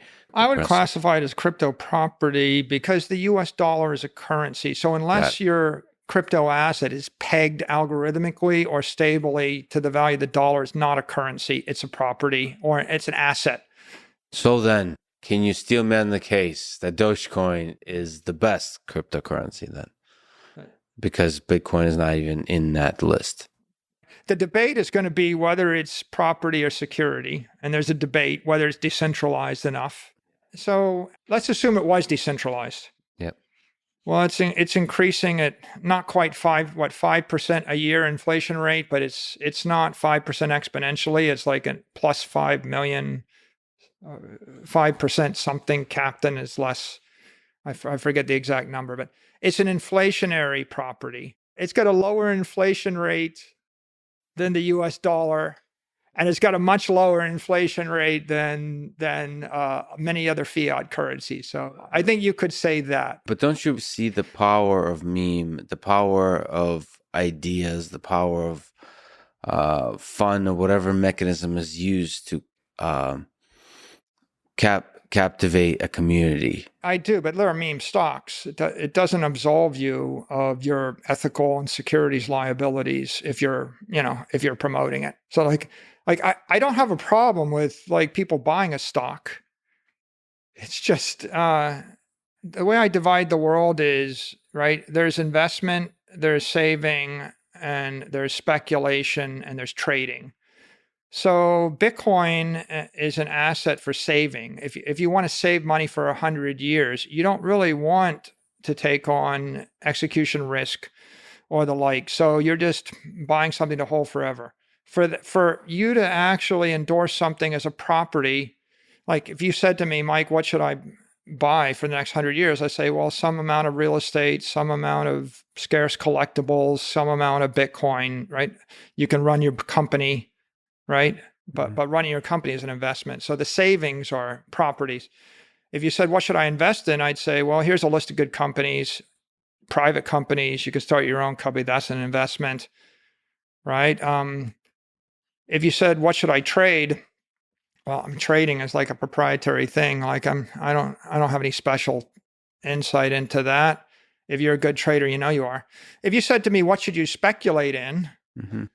We talk about meme stocks and meme coins, and it's kind of sits up there. It sits right in the same space with what horse should you bet on and what sports team should you gamble on, and should you bet on black 6 times in a row and double down each time.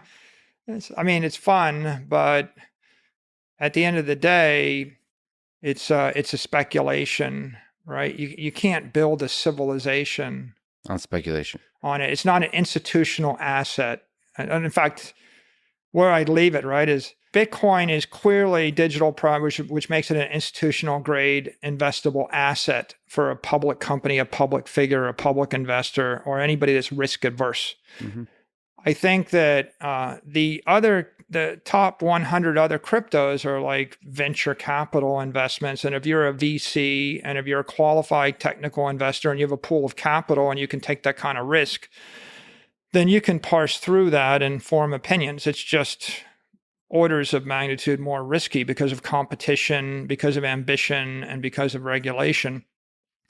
And if you take the meme coins, it's like, when some rapper comes out with a meme coin, it's like, maybe it'll peak when I hear about it, right? It's like, SHIB was created as a coin such that it had so many zeros after the decimal point that when you looked at it on the exchanges, it always showed 0, 0, 0, 0. Mm-hmm. And it wasn't until like 6 months after it got popular that they started expanding the display so you could see whether the price had changed. That's speculation. You've been maybe you can correct me, but you've been critical of Elon Musk in the past in the crypto space. Where do you stand on Elon's effect on Bitcoin and cryptocurrency in general these days? I believe that Bitcoin is a massive breakthrough for the human race that will cure half the problems in the world and generate hundreds of trillions of dollars of economic value to the civilization. And I believe that it's in an early stage where many people don't understand it and they're afraid of it, and there's FUD and there's uncertainty, there's doubt, and there's fear. And there's a very noisy crypto world, and there's 15,000 other cryptos that are seeking relevance. And I think most of the FUD is actually fueled by the other crypto entrepreneurs. So the environmental FUD and the other types of uncertainty that's around Bitcoin, generally, they're not coming from legitimate environmentalists. They don't come from legitimate critics. They actually are guerrilla marketing campaigns that are being financed and fueled by other crypto entrepreneurs because they have an interest in doing so. So if I look at the constructive path forward, first, I think it'd be very constructive for corporations to embrace Bitcoin and build applications on top of it. You don't need to fix it. There's nothing wrong with it, right? Mm-hmm. Like when you put it on a layer 2 and a layer 3, it moves 1 billion times a second at the speed of light. So every beautiful, cool DeFi application, every crypto application, everything you could imagine you might want to do, you can do with a legitimate company and a legitimate website or mobile application sitting on top of Bitcoin or Lightning if you want to. So I think that to the extent that people do that, that's going to be better for the world. If you consider what holds people back, I think it's just misperceptions about what Bitcoin is. So I'm a big fan of just educating people. If you're not going to commercialize it, then just educate people on what it is. So for example, Bitcoin's the most efficient use of energy in the world by far, right? Most people don't necessarily perceive that or realize that. But if you were to take any metric, energy intensity, you put like $2 billion worth of electricity in the network every year, and it's worth $850 billion. There is no industry in the real world, right, that is that energy efficient. Not only that energy efficient, it's also the most sustainable industry. We do surveys. 58% of Bitcoin mining energy is sustainable. So there's a very good story. In fact, every other industry, planes, trains, automobiles, construction, food, medicine, everything else is less clean, less efficient. So the basic debate I wouldn't say there is a debate. I would just say that to the extent that the Bitcoin community had any issue with Elon, it was just, this environmental, uncertainty that he fueled in a couple of his tweets, right? Which I think just is very distracting. Well, that was one of them, but I think it's like the Bitcoin maximalists, but generally the crypto community, what you call the crypto entrepreneurs, are, it's also, they're using it for investment, for speculation, and therefore get very passionate about people's kind of celebrities, including you, like famous people, right? Saying positive stuff about any one particular crypto thing, a thing you can buy in Coinbase. And so they might be unhappy with Elon Musk that he's promoting Bitcoin and then not, and then promoting Dogecoin, then not. And this kind of, there's so much emotion tied up in the communication on this topic. And I think that's where a lot of I don't have a criticism of Elon Musk. He's free to do whatever he wishes to do. It's his life. In fact, Elon Musk is the second largest supporter of Bitcoin in the world. So I think that the Bitcoin community tends to eat its own quite a bit. Yeah. Like it tends to be very, very self-critical. And instead of saying, Well, Elon is more supportive of Bitcoin than the other 10,000 people in the world, with serious amounts of money. They focus upon, you know. Yeah, this is strange. So eating your own is just Yeah, so I mean, I think he's free to do what he wants to do. And I think he's done a lot of good for Bitcoin in putting it on the balance sheet of Tesla and holding it. And I think that sent a very powerful message. Do you have advice for young people? So you've had a heck of a life. You've done quite a lot of things. Start before MIT, but starting with MIT. Is there advice you have for young people in high school and college? How to have a career they can be proud of? How to have a life they can be proud of? I was asked by somebody for quick advice for his young children. He had twins when they enter adulthood. He said, "Give me your advice for them in a letter. I'm going to give it to them when they turn 21 or something." Mm-hmm. So then I thought I was at a party, and then he handed me this sheet of paper. I thought, oh, he wants me to write it down right now. So I sat down, I started writing, and I figured, well, what would you want to tell someone at age 21? You wrote it down. So I wrote it down. Awesome. And then I tweeted it, and it's sitting on Twitter, but I tell you what I said. I said, Mm-hmm. My advice if you're entering adulthood, focus your energy, guard your time, train your mind, train your body, think for yourself, curate your friends, curate your environment, keep your promises, stay cheerful and constructive, and upgrade the world. Like that was the 10. Upgrade the world. That's an interesting choice of words. Upgrade the world. Upgrade the world. It's like an engineer's Focus your energy. It's a very engineering themed. Keep your promises too. That's an interesting one. I think most people suffer because they don't focus. Like you got to figure out. I think the big risk in this world is there's too much of everything. Yeah. Like you can sit and watch chess videos 100 hours a week, and you'll never get through all the chess videos.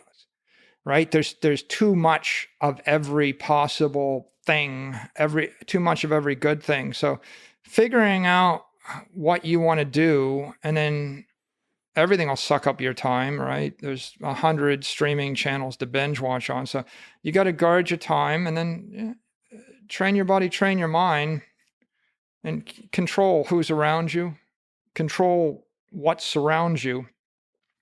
So ultimately, in a world where there's too much of everything, then your it's like those laser eyes. It's like those laser eyes. You have to focus on just a few of those things.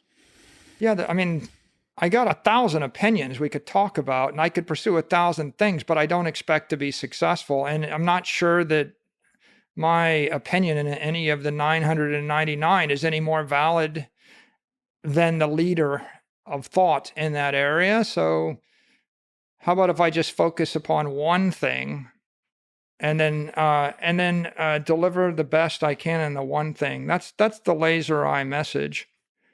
The rest get you distracted. How do you achieve that? Do you find yourself, given where you are in life, having to say no a lot? Or just focus comes naturally when you just ignore everything around you? So how do you achieve that focus? I think it helps if people know what you're focused on. So everything about you just radiates that people know. People know this is... If they know what you're focused on, then you won't get so many other things coming your way. If you dally, or if you flirt with 27 different things, then you're going to get approached by people in each of the 27 communities, right?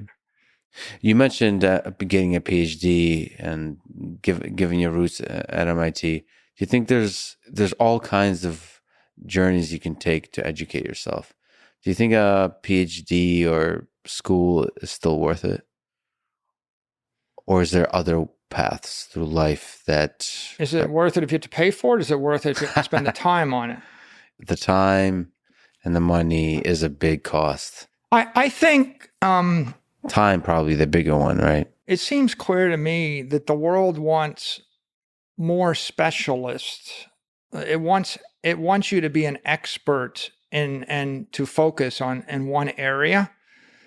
And it's punishing generalist, jack of all trades, especially people that are generalists in the physical realm. Because if you're a specialist in the digital realm, you might very well, you're the person with 700,000 followers on Twitter and you show them how to tie knots. Or, you're the banjo player, with 1.8 million followers. And when everybody types banjo, it's you, right? Yeah. And so the world wants people that do something well, and then it wants to stamp out 18 million copies of them.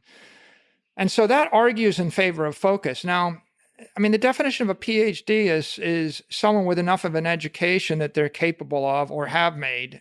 I guess to get a PhD, technically, you have to have done a dissertation where you made a seminal contribution to the body of human knowledge, right?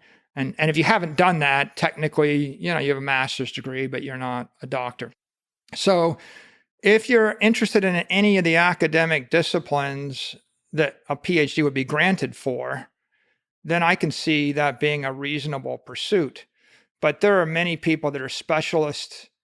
The Aggimator? The Aggimator on YouTube? Yeah. He's the world's greatest chess commentator. Yeah.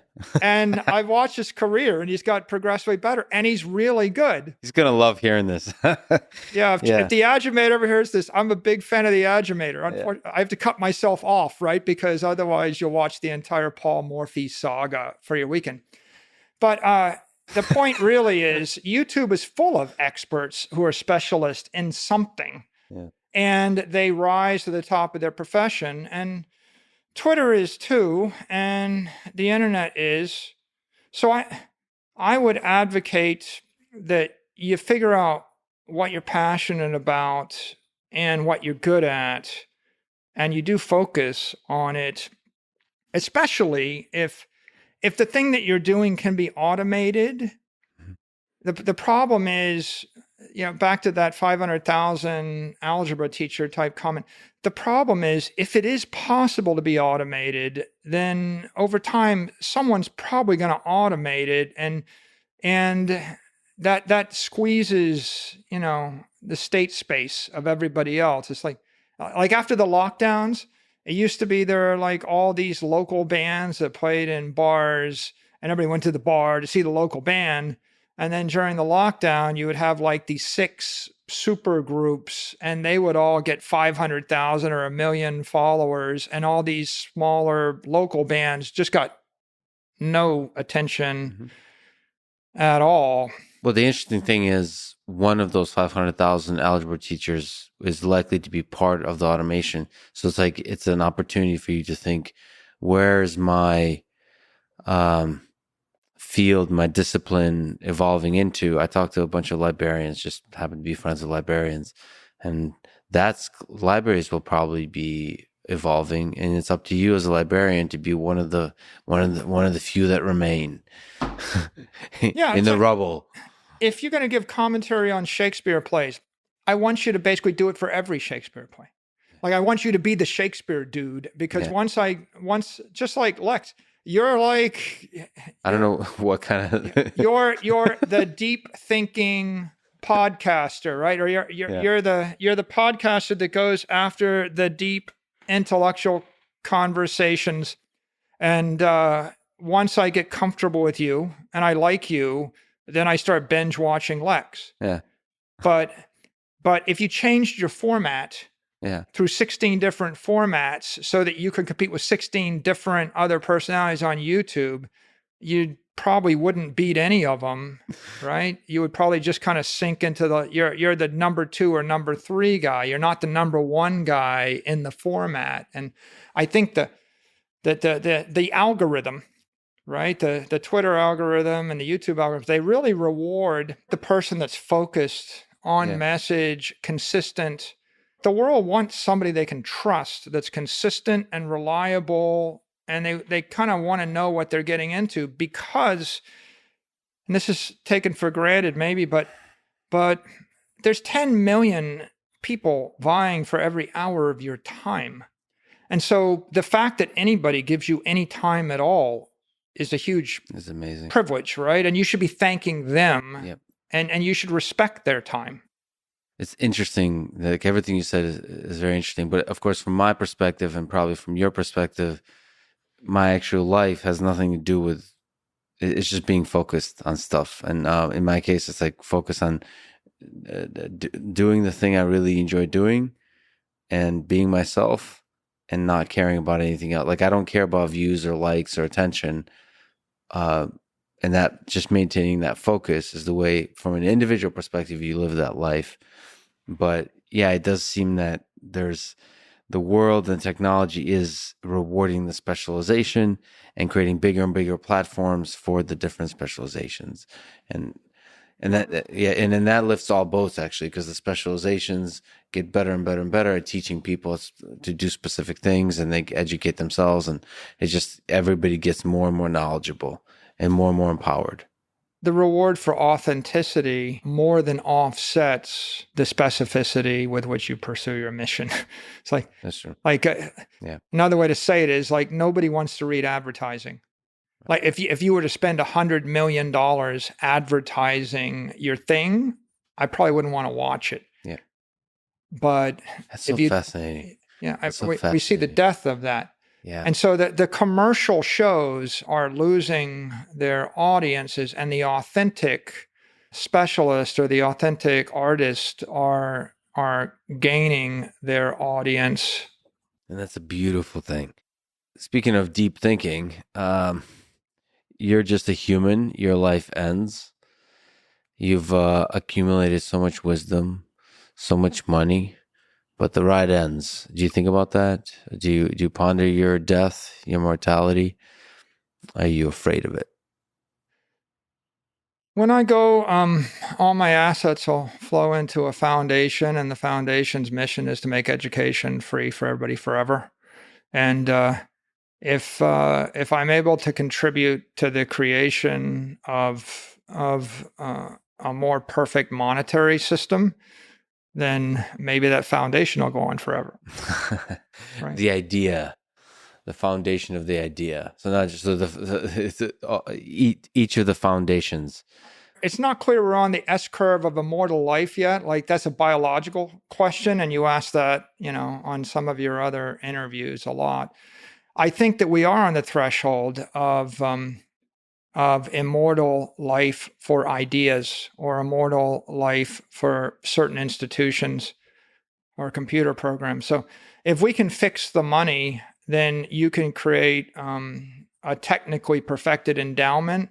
And then the question really is, what are your ideas? What do you want to leave behind? And so if it's a park, then you endow the park, right? If it's free education, you endow that. If it's some other ethical idea, right?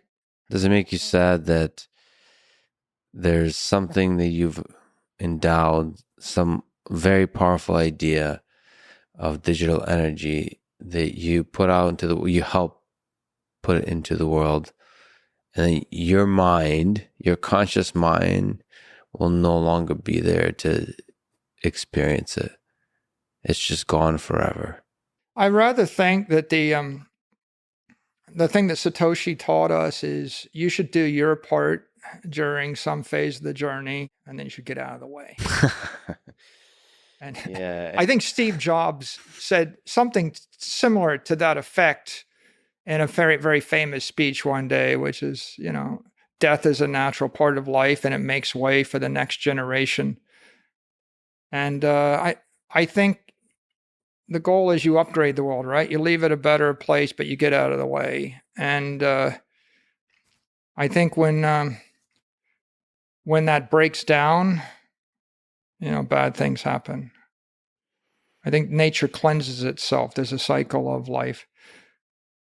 And speaking one of great people who did also get out of the way is George Washington. So hopefully when you get out of the way, nobody's bleeding you to death in hope of helping you.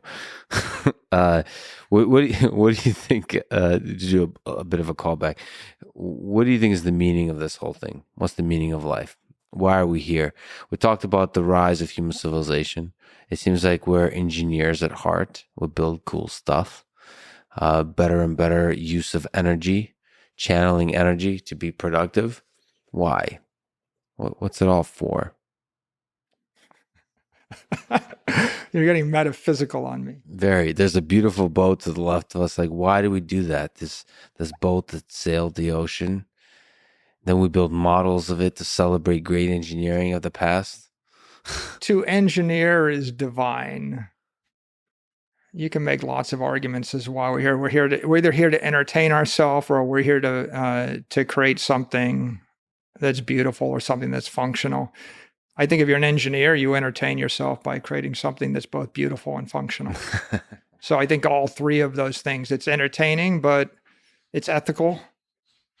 You got to admire, the first person that built a bridge crossing a chasm, or the first person to work out the problem of how to get running water to a village, or the first person that figured out how to, dam up a river, or mastered agriculture, or the guy that figured out, how to grow fruit on trees, or created orchards, and maybe one day he had like 10 fruit trees. He's pretty proud of himself. So that's functional. There is also something to that, just like you said, that's just beautiful. It does get you closer to, like you said, the divine. Something, when you step back and look at the entirety of it, a collective of humans using a beautiful invention or creation, or just something about this instrument is creating a beautiful piece of music.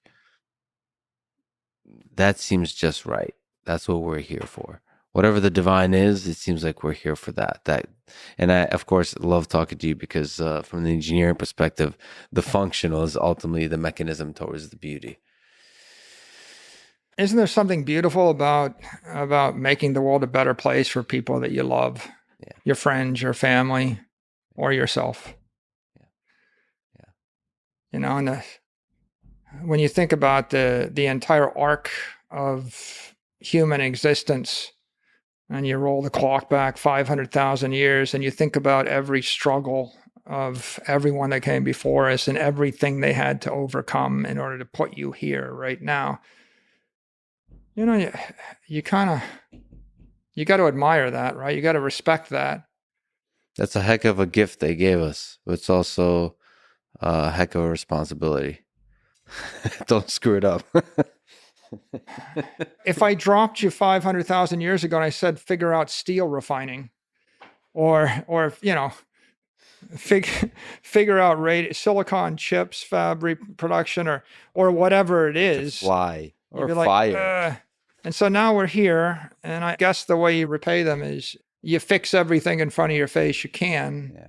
right? And that means to someone like Elon, it means get us off the planet, right? To someone like me, it's like, I think, fix the energy in the system. And that gives me hope. Michael, this was an incredible conversation. You're an incredible human. It's a huge honor you would sit down with me. Thank you so much for talking today. Yeah, thanks for having me, Lex. Thanks for listening to this conversation with Michael Saylor. To support this podcast, please check out our sponsors in the description. And now, let me leave you with a few words from Francis Bacon. Money is a great servant, but a bad master. Thank you for listening, and hope to see you next time.